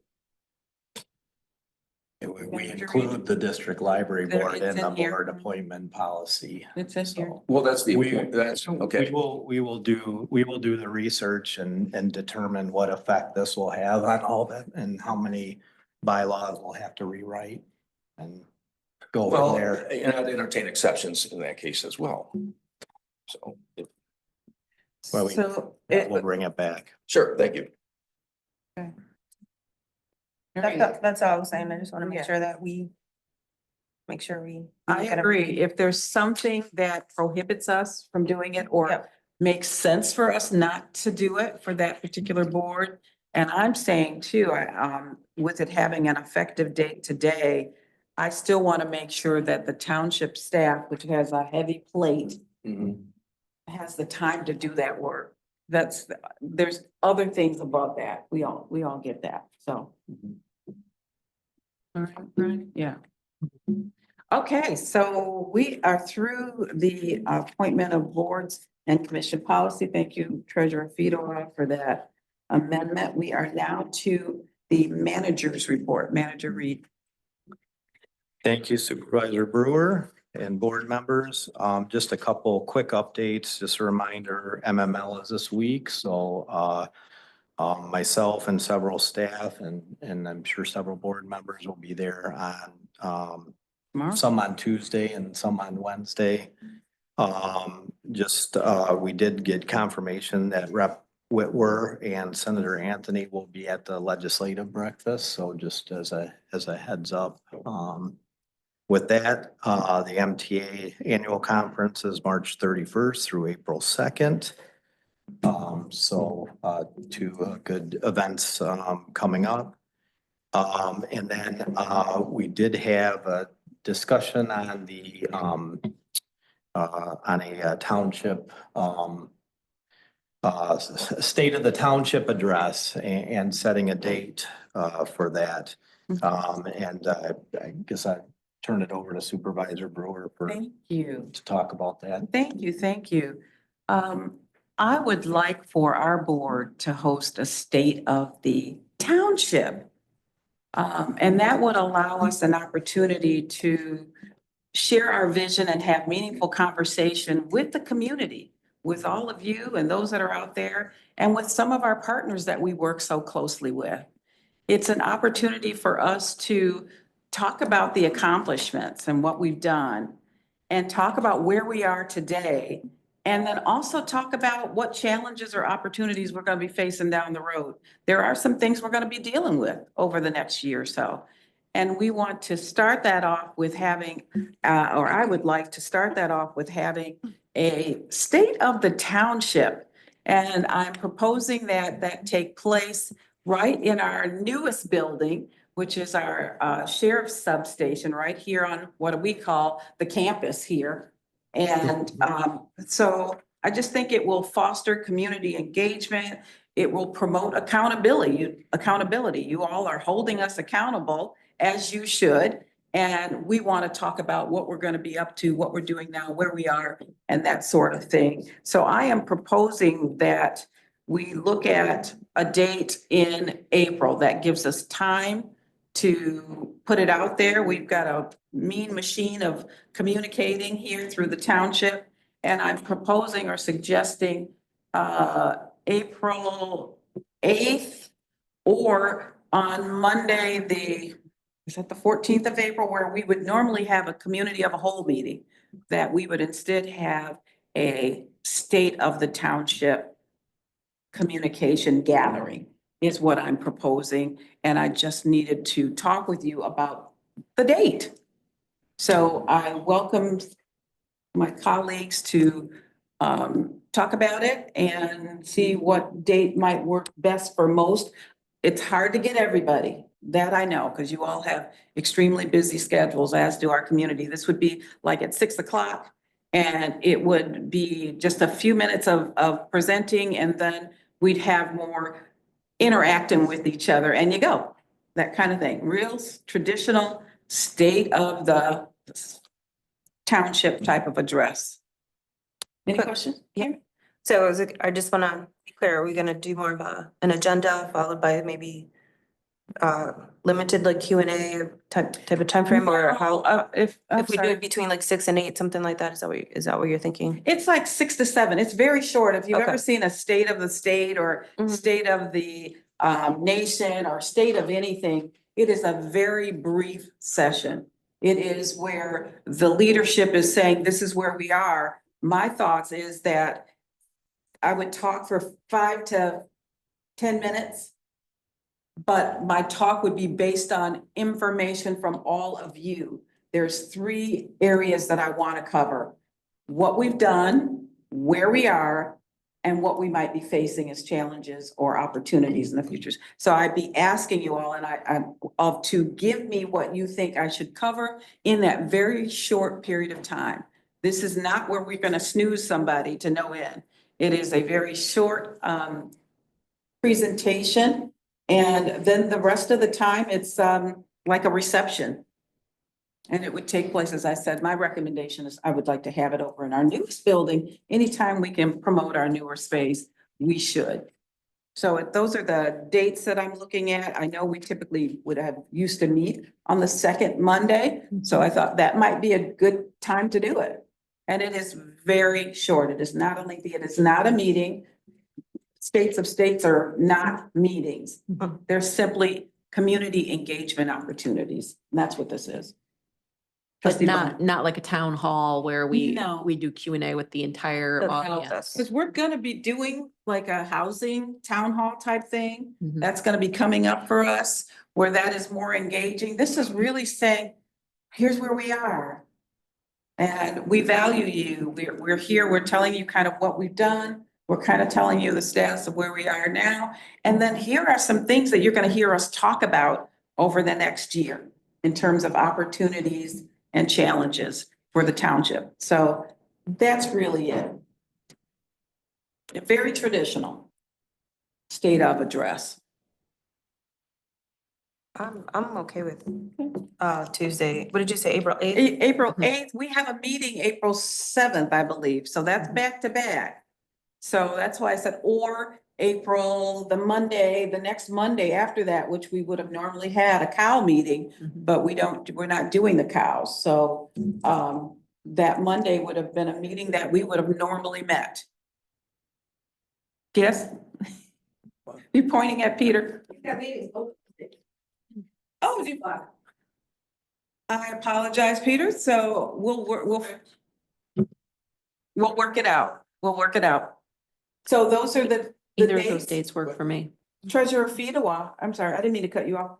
No, Trustee I'm Noel? not even cut off. I just, No, I was talking to, I didn't want to cut her off. okay, I'm sorry. Are you I done? just said it, either of those dates works for me. Treasurer Fedewa? Well, who's the audience on this? And what's the message? I mean, I've heard what you said, but how many points of communication do we have with our residents? We have at least 4 that I'm aware of. And that is, we have our newsletter, we have our semi-annual publication that we do. We have our talk of the township, we have our website. And to talk about, to have the supervisor talk to, I guess, residents that might be interested as to stuff we've been talking about and we'll be talking about in greater detail that actually has some substance to it. Who's the audience? Who's going to come? That we're already using these other modes of communication. And what other townships do a state of the township address? I don't know. Do we know? I don't think it matters what others do. Well- I think it matters what we choose to do. Well, And in terms of the audience, if I might, you let me know when you're finished and I'll be glad to answer some of yeah, those it's just, questions. I don't like being a stick in the mud and everything, but it just seems like it's pretty self-serving. And I don't think that we need to have staff put together additional work and utilize our facility for something that, to me, maybe it should just be an open house where we invite people and there's no agenda, that we just interact with them. Maybe we can have some placards there of like, here's the accomplishments we've done. Here's the things that, the challenges we have. And we just interact with the residents who wish to come and actually have one-on-one conversations with us. And this doesn't sound like that's what this is about. This sounds like it's a top-down address to whoever's going to be there. And I just don't know if it's going to be effective, to be honest Thank with you. you. I appreciate your input. Thank Yeah.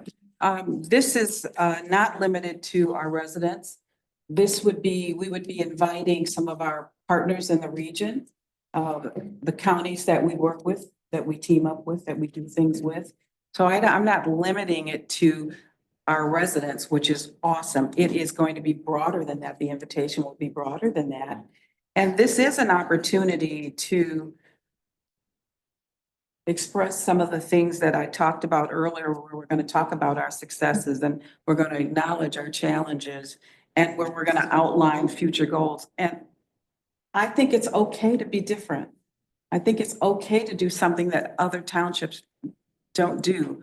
We have the right to sort of move in a direction that we think is best for us. And anytime for me, there's an opportunity to have face-to-face engagement with our residents, I'm all for it. All for it.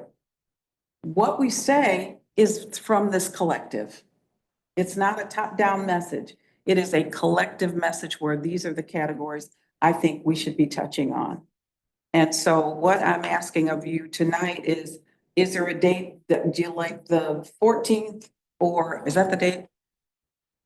I'm sorry, I don't have the 8th or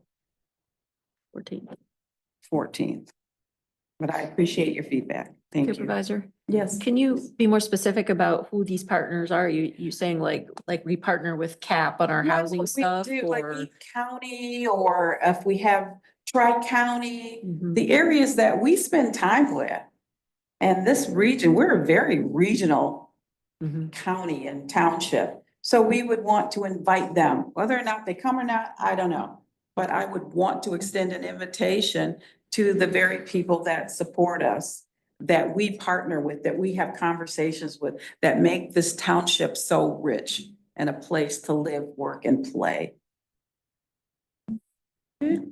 So you're saying the audience is our regional partners, not our residents? No, it's our residents too. I don't know how you missed that. It's not limited, I said it's not limited to our residents. Yeah, well, I don't support this. Thank you. That's okay. But you know. That's okay. Anybody else with feedback on the date? And I will certainly work with Peter if it's 7 o'clock instead of 6 o'clock. We don't want to cut off any meetings. Either day works for me. And You have a lot of other, I don't know about townships, but I know other counties and cities do this. I think it'd be kind of cool to see that happen. Thank you.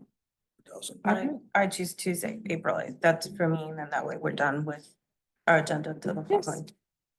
So that's. Thank you. All right, well, we will move forward with the second Monday in April and the time, or Tuesday, Tuesday the eighth, Tuesday, the eighth, if I'm hearing. Tuesday, the eighth. That's right. This Tuesday, the eighth is what we're gonna go with. Cool beans. Is there anything else, Manager Reed, on your manager report? I don't have anything else, Madam Supervisor, but happy to answer any questions from the board members. Any questions for Manager Reed? Okay, we are now down to board member committee reports. Are there any updates from any of your committees that you've attended on? Trustee Bowen? Just as I mentioned, the materials management policy committee, no, I think I'm naming that wrong. What- Anyway, it's a new committee at the county, Eaton County, and I sit on it as a representative of Delta Township. And it is to plan the waste management of the county, to put more of an emphasis on recycling. It is mandated by the state and it's brand new. We voted to adopt our bylaws, and the next meeting, it meets once a month. Next meeting, we will be talking about the work plan needed to put together the materials management plan. Good, thank you for the update. Mhm. And I know Treasurer, you are on the is it MDOT? Yeah, it's. So is there it's, anything new yeah. from them as of yet? No, they had another meeting. I was out of town, but it's just basically providing information, background information. And there hasn't been much of an exchange. I've had discussions with Peter on that. The next meeting might be more engaging. So when there is something, We look forward I to hearing. will report on that, and it's slow going.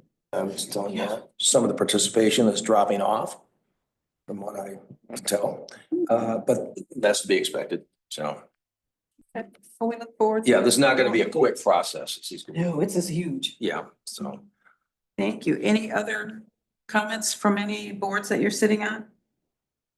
All righty, and I will say that the Juneteenth Commission met. We've had a very, very good meeting.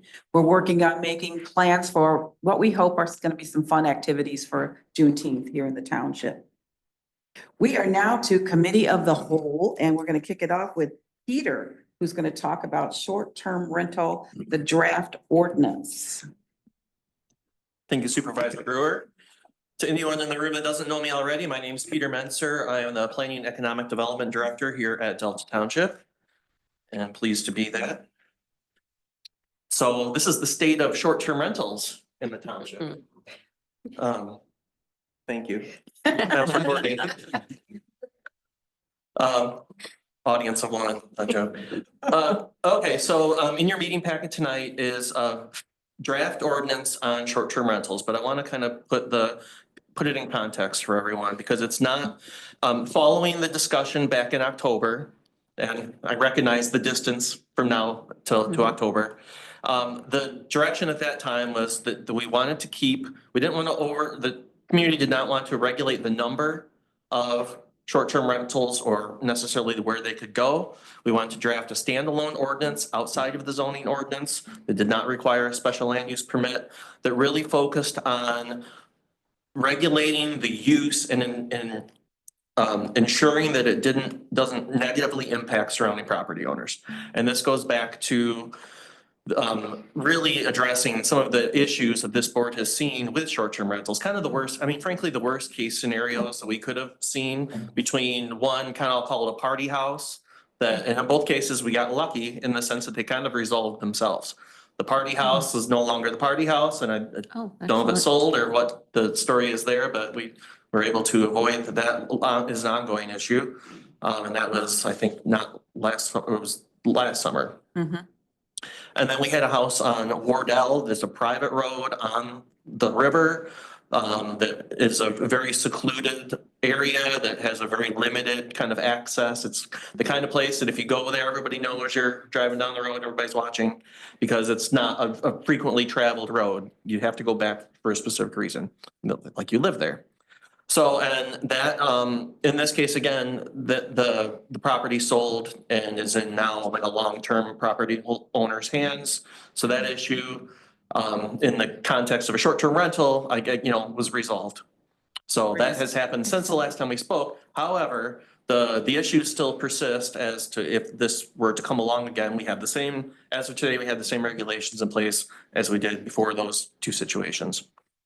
So kind of with that in mind, and coming out of those two scenarios, I worked with the township attorney to draft, and I say worked, I directed the township attorney to draft an ordinance and did review and reviewed it and worked, went back and forth a little bit on some of the provisions of it, to draft an ordinance that would treat short-term rentals in terms of processing, licensing procedures, the same as long-term rentals today. So process-wise, they're gonna be the same. However, the ordinance here includes some provisions that would add, I'm calling them operational standards, but provisions that would help ensure that they don't unreasonably disturb neighboring properties. So that's kind of the other, you can never control behavior necessarily, but we can have some provisions in place that if they are not followed, that will give us ultimately what I think is the meat of this ordinance, that we do not have now is an easier revocation, like suspension and revocation provisions, which we just don't have now. And if you go back to those discussions on the previous, I'll call issues we had with a couple short-term rentals, it is very difficult to just rescind or remove a rental ordinance in general. It has to be related to issues at the home or code related things because you're displacing people. So it's in our rental ordinance recognizes that. So it is challenging that if you just have a neighbor that's a nuisance, it doesn't necessarily mean that they would lose their right to rent. So with that being said, in the memo that I provided you, I'm going to run through my bullet points. I won't read them all, but I just want to talk about kind of the high points of what this ordinance provides. So we define a short-term rental as anything 27 days or less, and there are a lot of exceptions to that. Things like nursing care homes and campgrounds, motel rooms, that kind of thing. The ordinance would require a license from the building department, and just like the current license, the same fee and everything else. So it mirrors the licensing process and procedure for long-term rentals. It establishes a 1-year license period for each short-term rental unit. This is one of the places that it differs from our long-term rentals. Right now, those are on 3-year licenses. This would be, the ordinance proposes a 1-year license, and that's to ensure if they're making changes to the unit, somehow the arrangement is different than what's advertised or what was licensed. And it allows us to review more often for safety, upkeep, changes, that kind of thing.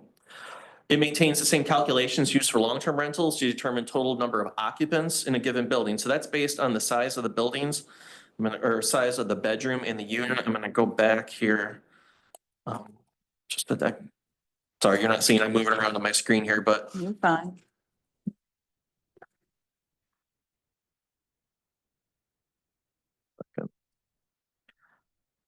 so it's essentially just based on the size of the bedrooms. And between the size of the bedrooms, that'll tell you how many people you can get into any given unit. And the way that works is we have in here that the applicant would provide us with a floor plan, and then our building department staff would actually measure and verify that that's accurate. It would require compliance with the same standards of the 2006 International Property Maintenance Code that apply to long-term rentals. So we're not treating them significantly different from other licensed rentals. It would require, and this speaks really specifically to the Wardell Roads situation, but also we have other private roads in the township. It would require that any short-term rental must be accessible via a public road. It does provide a framework for if there were one proposed on a private road that permission is granted in writing from the owners of that property. However, it would prohibit, like, for example, on Wardell Road, it would prohibit, unless the owners say otherwise, it would prohibit a short-term rental that's accessible only via a private road. It establishes provisions ensuring that the owners are attentive and available to address issues at the rental unit at all times that the unit's being rented. It would prohibit the short-term rental property from being used for events or other gatherings. That is one of the issues that we ran into in the other, on a couple of these other sites. For example, we're renting short-term rental house A for Bobby's birthday party, and there's 100 people invited. and it causes a lot of stress on the adjacent neighbors and the neighborhood there. And that is not the intent, or these are their places to stay, not to have events. It would, most importantly to me at least, it would establish a suspension or revocation process. So if the property owner were to violate or fail any of these requirements that we're pushing here, the building department could identify that and cite them for it. It also has an appeal process, so if they are cited and feel that was not done correctly or unfairly, that would be appealed to the township board, and the township board would make a decision on that. From there, if the and I'll just run through this example, if the applicant continues to be unhappy with how they were treated, they could then go to circuit court and appeal you. So that's pretty much it for the ordinance. So the general process for this is, again, this is a non-zoning non-zoning ordinance, and it'll be in the code of ordinances. We'll be adding a new article, chapter 8, which is our building regulations. This ordinance would ultimately be managed, enforced by our building department with help from other staff. And I have talked to the building director. He's generally supportive of this. I mean, it's not going to be too outside of their current operations, with the exception of changing that 3 year to the 1 year. So I'm available. Certainly, I'll stand right here if you have any questions about the kind of the direction we're going, or the draft ordinance itself, or the process at all. Okay. And the next step would be, if it's approved by this body today, there would be an introduction on April 7th. Yeah, if the language in its current form or following some tweaks is acceptable to this group, we could schedule it for introduction at the April 8th meeting. From there, if it were approved at that point, we would notice it and then have it on the following meeting for final adoption. So by the end of April, this could be wrapped up and adopted. Treasurer Fedewa? Yeah, just clarification on the private road situation is, if there's multiple owners on a private road, Yep, do all of them have to sign off on that? yes. Okay. That would be very difficult to do. All right, thank you. Any other questions of Peter? Yeah, sorry, I have 4 questions. Hopefully they're not a lot. Okay. No bad. In here, it addressed campfires. Now, we have an ordinance in the township that you have to get a fire permit from our fire department. Would the owner get that, or would the individual renters? The have to owner would get that, and the owner would have to post the permit, and that's the process they use now. Okay, Yep. okay. The one about the no events. That was K2. So cultural events, special events, outdoor events, lawn parties, weddings, similar activities not allowed. So if someone throws a rager at a short-term rental, our building department's gonna go out there and try to end it, or? No, fair point. No, it would still be the police. Okay, Yeah, what that would do though, from the advantage to the building department would then be, we'd have the documentation that an event, that something like that happened, that we could use were we to get into a situation where we're attempting to suspend or revoke a license. okay, excellent, thank you. Third is, do all of these apply equally to a short-term rental if someone actually lives in the house and it's a short-term rental of just a room or something? Is it different if it's a vacant property that they are short-term renting? It would apply to both scenarios. Okay. Yes.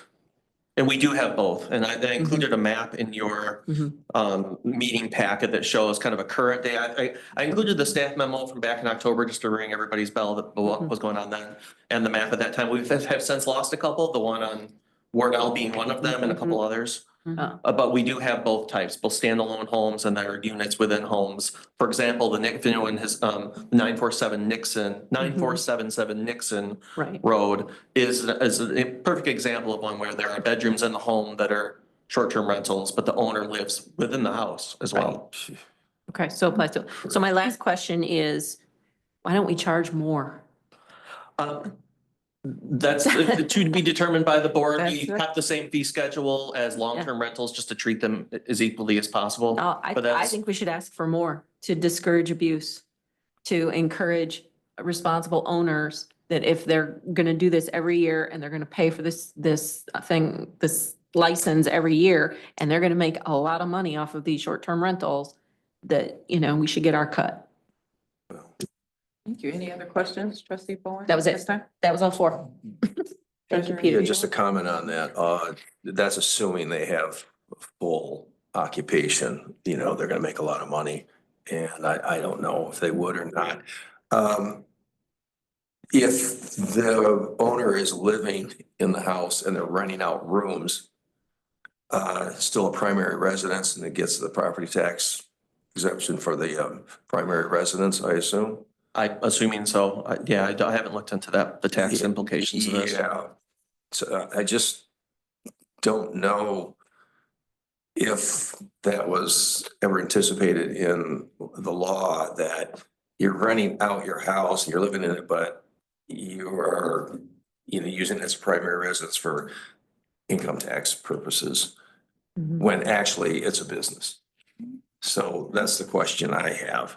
I can follow up with you outside. I can send an email out or Yeah. through Brian to Yeah. update you on that. Because I gotta believe this question's been asked by other communities that are far ahead with this issue that they've had to deal with.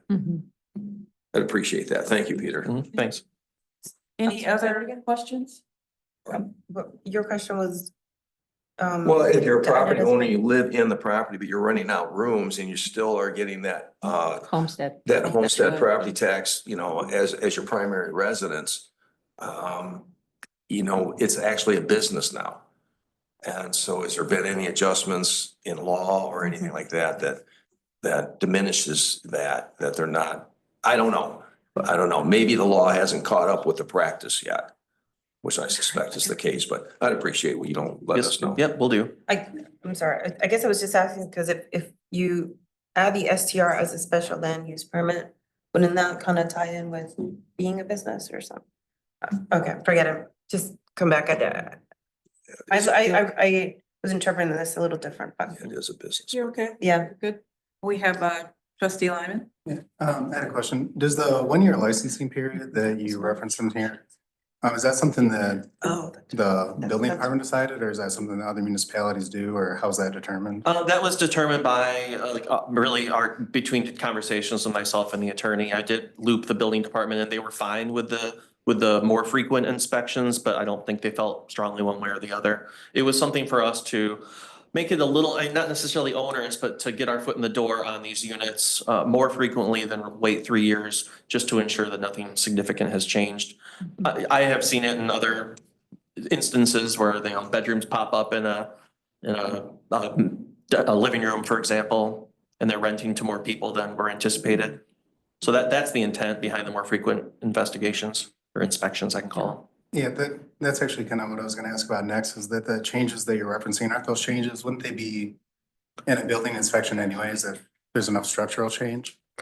They should, for something that require a building permit, yes, but if they were to throw a bunk bed up in the living room or in an area that isn't for habitable space for dwelling, then we may not see it. So that is the intent, is to catch stuff like that. Okay, thank you. Any other questions or suggestions for Peter? Josh, did you have anything? Sorry. No, that's my cheat. All right. Thank you, Peter, for that. Thank you, appreciate your Thank help. you. Sure. Next, we have the Bank Intercounty Drain Financial Discussion with Brian and Courtney. Well, not as exciting as Peter, but.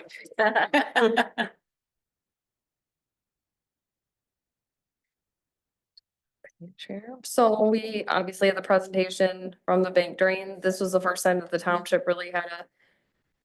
Well, we really needed the bids to come back to find out what our payment was going to be. The question was asked about the structure of the bond. Obviously, I had the same question because that's not the structure we sell bonds at, and I did not know that the drain commission is required by the drain code to sell them in that format. So I 100% agree.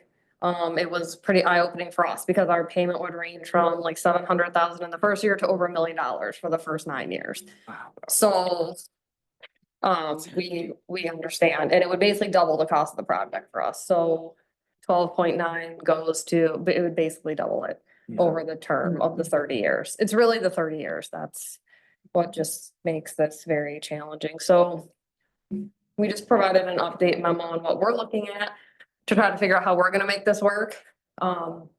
right now, this would just come out of the general fund. So, you know, we spend X amount of dollars now we would have between 700,000 and $1 million less to spend each year. So one of the things we were looking at is, do we pay our assessment off to the Drain Commission and sell bonds on our own, under our own bonding schedule? 20 years, a flat rate. I think that would come in at about 730,000 a year, which would at least be a set, keep us under $1 million. And would cut off about $6 million in interest charges because of the 20 years. So we're looking at that. They mentioned that continuing disclosure, and you may remember we did that, I believe it was for Bel Air Hills. So basically that just says we're gonna participate in some continuing disclosure requirements about the township, which we do anyway. I think we'll still need to do that because of the big residential portion, so you'll see that in an upcoming meeting. So there's a couple of ways we can sell this bond, but it would probably be very similar to what we did with St. Joe. So a notice of intent would have to go in the paper with the 45-day referendum period, and then we would sell it. There was a provision that allows the sale of bonds for drainage purposes, but some of the early feedback we're getting is that you can only sell those for 10 years. And that's just gonna be too high of a payment, I think, for us to make that work. So we're looking into all the different options that we can, and then we should know more at the April 7th meeting if we're ready to propose a notice of intent, or if we find some other magical solution to this between now and then. But yeah, I just didn't realize either that the structure of the bonds, because we've done them before, you know, Bel Air Hills and some of them, but Yes. because it's just not so much money. I mean, right now, our total payment to the drain office for all of our at-large assessments is $200,000. 75 of that's coming off because of Carrier Creek. So we would have been down to 125,000. So this is, as she said, way larger than really just anything any of us have dealt with. So we are working on it to make it as palatable. It's a big pill to swallow, but Yes. appreciate that you're gonna bring forth some options to us. Yeah, we should have a April better 7th handle meeting. on those options. Okay. Any questions for Courtney? No. All right. No. Thank you for breaking that down. Thank you, Courtney, Smaller for catching chunks for us that. to- Right. to Yeah. swallow. Thank you. Mhm. Brian, is there anything you needed to add to that? We're good. I think Courtney handled it. Okay. Next, we have our annual report by Delta Township Library. Mary, please come in. It's really helpful to see my PowerPoint. This is, the PowerPoint basically is the highlights from that brochure that we created. Okay. So I thought I'd bring some of those as well. Kind of to start, you know, we lumped a bunch of things under what we call cultivating community. Some are food related, some are not, but we thought it would be a good idea to just kind of umbrella those functions. It helps us kind of consider whether or not it's something we should move forward on. So there it is, like. I also included in your packet the Library 101, which I actually did up for the director's retreat, and I have found it to be a very useful document. I shared it with the friends, with the staff, with the library board. I sort of forget that not everyone has all of this information day to day, and you'll be happy my staff convinced me to get it down to one page because I had like the definitive work on the subject. So I did try to keep it kind of toned down. So you know, some things on there that I did want to supply, you know, I do hear sometimes, well, at this library, they do this. And it's like, well, that's fine, but what kind of library are they? How were they formed? Are they a department of the city, or, you know, are they a district that's independent? I will be curious what comes back on the library board as far as the amendment and things tonight. So I do have some information there about what the board looks like. They do have fiduciary responsibility, which is different than the other boards and commissions the township has.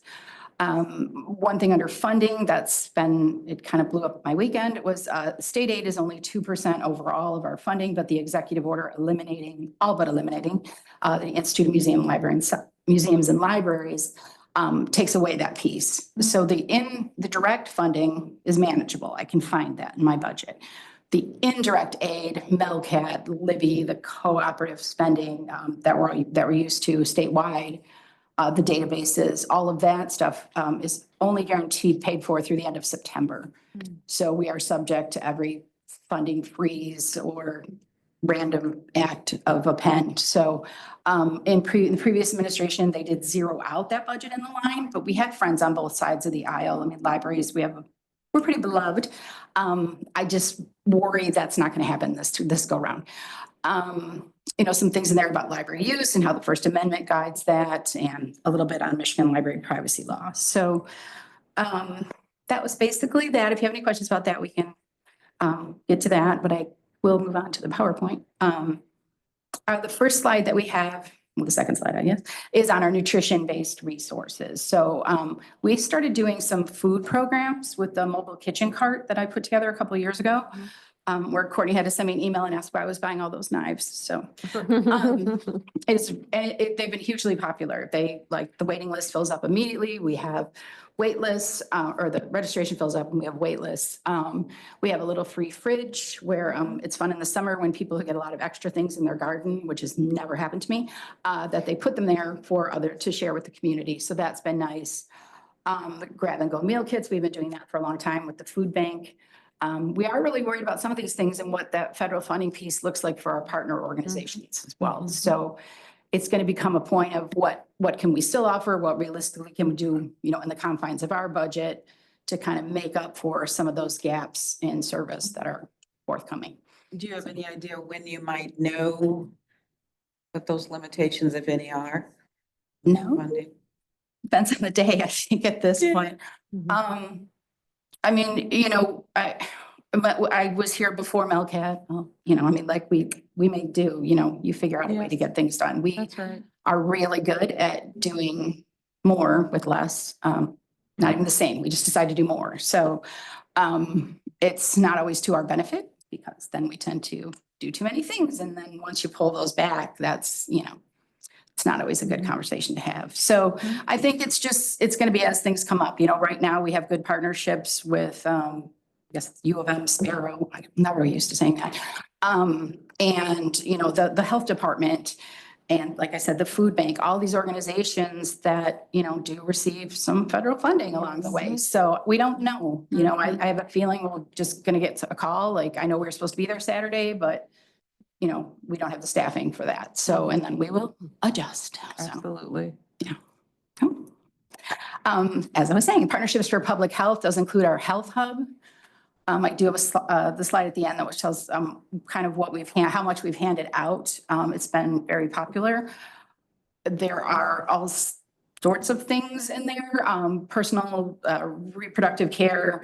The state did a big thing in November where it was like birth control month and they sent us boxes and boxes. So we are quite set on there for a while. I have to explain sometimes some of the bills that come in, but you know, it's good. It's all for the health and education of our residents. So the Let Us Grow farm stands are where we grow the vegetables, adult programs, the seed library. They've been doing like a seed exchange, which ends up being very popular with people just like walking past and they help each other and answer questions. And you know, we had some people last year who felt like, again, with, you know, some of all of this that's coming up, that maybe they should be thinking more about growing their own food in their backyard rather than, you know, counting on things. So, and the welcome baby bags, those are really popular, but we get them from Eat and Great Start, which is federally funded. So we will deal with it as they come. So. Yes. Sorry. Another big piece for us is education, workforce development, and legal help. The legal help is not legal advice. It's pointing people to the right resources. The 1,000 Books Before Kindergarten is a very popular program. So that's been really nice and federally funded. So we do have at-your service appointments for teens. Basically, they make those appointments for job help, resume, interview skills, all that sort of thing. The at your service can be literally anything. We had someone who got a new toaster and they didn't know how to work it because it was like a smart toaster. I need a smart toaster. But she brought it in, which was great. Like, we love that. Like, yes, we will figure this out with you. So we didn't know what to expect and we've gotten the full range of questions. So another big thing, of course, just trying to remove those barriers to information. That's a big component of our strategic plan. We do offer a Connect card, which, you know, for those under 18, you know, I think our board really got that too, because a lot of them are involved with the schools. Not everyone has that relationship where you can just ask your parent to come with you and sign it. But we don't want to limit what they can, you know, what they need if they need it for schools. So they can check out like 2 things. And then they bring it back and they can get 2 more. So we've had a few kids do that. Also people who maybe don't have anyone who's unhoused, or, you know, same kind of thing. We can at least get them a card. Yeah. We did do away with library fines on most overdue materials. Wireless access behind the library walls, the computers, laptops, and hotspots. So all of that goes in there. Here's the stats I mentioned. So we did show a big increase, 15% increase in card holders, 17% in the items available, and 5% for circulation. So, and the Health Hub, we started in May, and 747 items we distributed. So there was a lot that went into doing that. We just happened to call the health department on the same day. They got approved for a grant from Wayne State to get a health hub, and they were looking for locations. It was Perfect time. kismet, exactly. And they followed up with us after the recent, the recent overdoses in Ingham County and Northeast Ingham County. They did call us to make sure we had enough Narcan and testing strips in them. So we're definitely on their mind, which we feel glad about. So. The last slide I added last night about the EO. So as I said, eliminate statewide library loan services, access to those databases, which has so much good stuff in those databases, you know, job skills, new citizens, you know, all those like test prep for first responders, health, military, grants for library program and services. We've gotten some of those. And then all those digital resources that we pay for cooperatively or we get because of other in-kind. So those are all the things that are at risk. And it would be, I think, quite devastating for our community. So, and that's really all of it. So questions? Yes. I see Um, Treasurer Vito first and then Go ahead. Trustee Bowen. Yeah, how's the use of our meeting rooms in the library? They're full all the, like, we have custodian interviews in a couple weeks and I couldn't get a room. So we're doing it here. So yes, they are used all the time. Yeah. And the bank drain, they will be there all day. So. Trustee. I just wanted to make the comment that that in addition to books and other media, that you have the library of things as well that you can check out. And I always think it's cool to go in and look at all the things that you can. You might need a ukulele. Who borrow knows? from the Yeah. library. Yeah, there's a lot So, in there. So yeah. we kind of looked through, like, we started out with cake pans. I was gonna say because cake I had pans is a big cake one. pan Yeah. addiction. And so I brought them all into the library. So I was like, I do not need all these cake pans in my house. And that's how it started. Yeah. So, and we've added and added. So, yeah. Do you still have I haven't looked in quite a while, but do you still have that little store that was on The Friends have a bookstore in the lower level. Yep. Okay, yeah, okay. They give us, they're gonna give us a little over $60,000 this year. Oh, So, Wow. yeah, they're a big contributor. Plus, anyone who wants to donate anything to the library, we happily hand it off to the Friends. They also sell on eBay in addition to the store. So, Oh, okay. Okay, yeah, thank you. thank you for the question. My son was in Book Wars. I think that's what it was Oh, called. a Battle couple weeks ago. Books? Battle of the Books.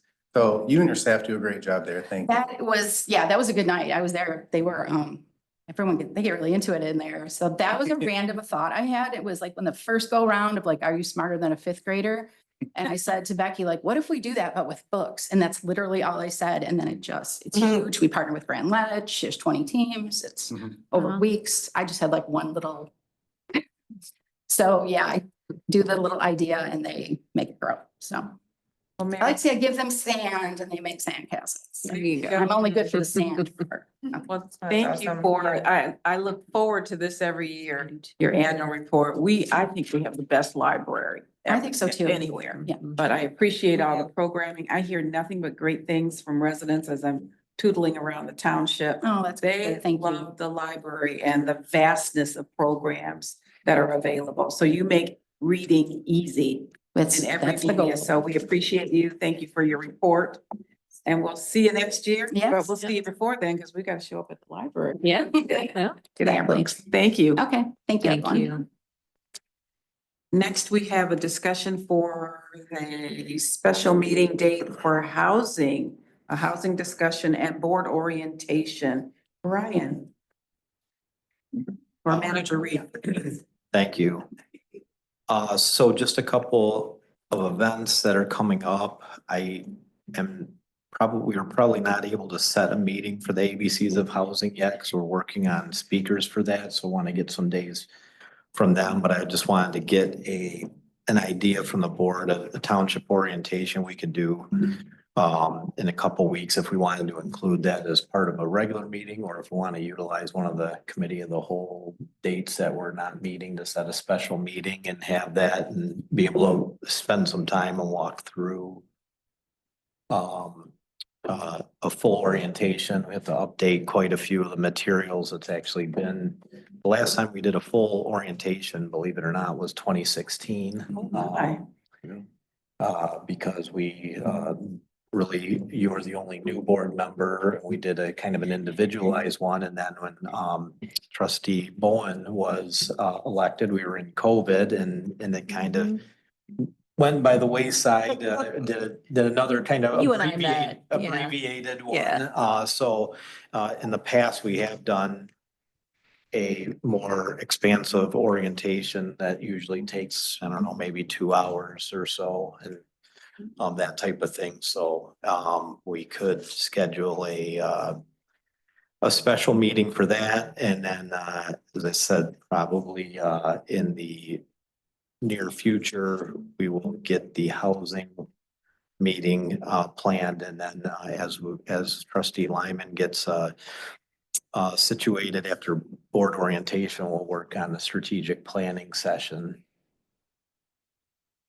Did you alert trustee Lyman that we're gonna be testing him on this orientation? Yeah. Hopefully I get a cheat sheet. Yeah. So it sounds like the most immediate decision of these is the board orientation. Is there a recommendation on, do we use a board meeting for that? Do we add a? No, if it's gonna be Special- 2 hours, it It's should be a 2 2-hour hours. meeting. It's a 2 hour, and it's worth it. Special It is Yeah. worth it. So we're willing to do a special meeting that's Yeah. like in May? And some food this time. Yeah. Is that food? Please. Yes, we can do. Kidding, not Is that kidding. okay? Yes, we can do food. Yeah. May. Sure. So we'll look for a special meeting in May to have our board orientation, and then we know that these other really great meetings or engagements that will include more than just us for the ABCs of housing. I'm looking forward to that, to learning about that, and the strategic planning. Yes. Looking forward to that. It's been a while since we've done strategic planning. Oh. Yes, trustee. Who are you talking to about housing? Are you talking to Mishta or who? I have a representative from Mishta right now who is willing to do it, but I have not made contact with him on the dates. I did speak with Gary Heidel to get some suggestions on Mishta staff who could do that. So they will be able to speak about a lot of the different programs and more of like the ABCs of the the vernacular around housing. I also do have a workforce housing developer who is willing to come in and just talk about Okay. workforce housing, and then potentially somebody else to round it out. Yeah, I was gonna suggest, and if you like, I can help, someone from Tri-County Planning or from our partner CAP. I'd like their perspectives too, because they come at it from different perspectives as well. Emma from CAP has mentioned previously that if we wanted her to come talk about housing more broadly, she'd be happy to do that as well. Perfect. So, Sounds yeah. good. Yeah. So yeah. And then that's great. Tri-County, they work with Mishta programs in the Tri-County area. And so that would give us more of a regional view. And they may be able to speak to the housing numbers in terms of I forget the programming they did, but basically the localized section of the Yes. state housing plan. Yeah, they did their So, own. Mhm. Yep, so we can Great. we will work on setting those up. I appreciate those Wonderful. suggestions. Mhm. Very good, thank you. Good. Got some good things coming up down the road. We are now nearing the end and we have public comment. So we welcome you to come up for your 3 minutes. Please state your name and join us, please, for public comment. Hi again, I'm Michelle Hart. I still live at 4509 Beaufort Street. I just have one more comment to make. quickly about the Bank Intercounty Drain Project and the communication tonight. I understand this is a county drain project and the responsibility of communicating that lies ultimately completely with them. However, of the 977 total acres, 901 acres are within the community that you lead and affect 1,862 parcels owned by Delta Township taxpayers. In the latest Delta Township magazine, there's an ad that is roughly 1/6 of the page on the enrichment classes page. And I believe as I've been looking for these ads and this communication on your vehicles, communication vehicles, it's the largest ad I've seen. It does not include the map. I've never seen this map communicated on any of Delta Township's publications or vehicles for communication, nor does it mention the number of projects. It doesn't mention the number of acres. It doesn't mention that it's a $60 million project or that people will have assessments that they'll pay for over 30 years. I do believe that you have a responsibility at a very minimum to hold the county drain office accountable to your residents. The webinar is in just 7 days and the day of review is in just 18 days. And your constituents are still not adequately informed. They haven't received their apportionments yet. And I would have hoped this board would have asked for greater accountability of the drain board on behalf of those that you represent.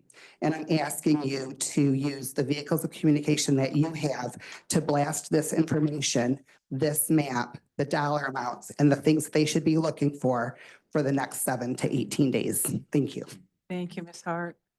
Any other public comments? Good evening. I'm Sherry Ritchie and I live at 1206 Brookside Drive. I just wanted to make a few comments on the potential state of the township address. It's not a bad idea. I like the sounds of it. I think a presentation of 10 or 15 minutes is probably not adequate. The State of the Union address a couple weeks ago was 1 hour and 45 minutes. We're not a nation, we're a township, so I know we don't need that much time, but I would suggest a little longer time than that. And I think April 8th, does everyone know that's 3 weeks from tomorrow? And you want to plan this and invite your partners and expect anyone to come in 3 weeks? I think that's a little too short notice and I would move it out of at least a few weeks or maybe to early May. That would be my suggestion. Thank you. Thank you. Any other public comment tonight? Hearing none, we are adjourned. Thank you. Oh, I'm sorry. My fault. Is there any other? Comments? Yeah, I have a couple. I happened to go through, I'm not a Facebook person, but I visited our Facebook page. And I was surprised to see posts from outside individuals, which I guess they can do. I don't know if anybody monitors it, but and I know there's an issue of free speech when we host type thing, but there are some posts there that are clearly political in nature.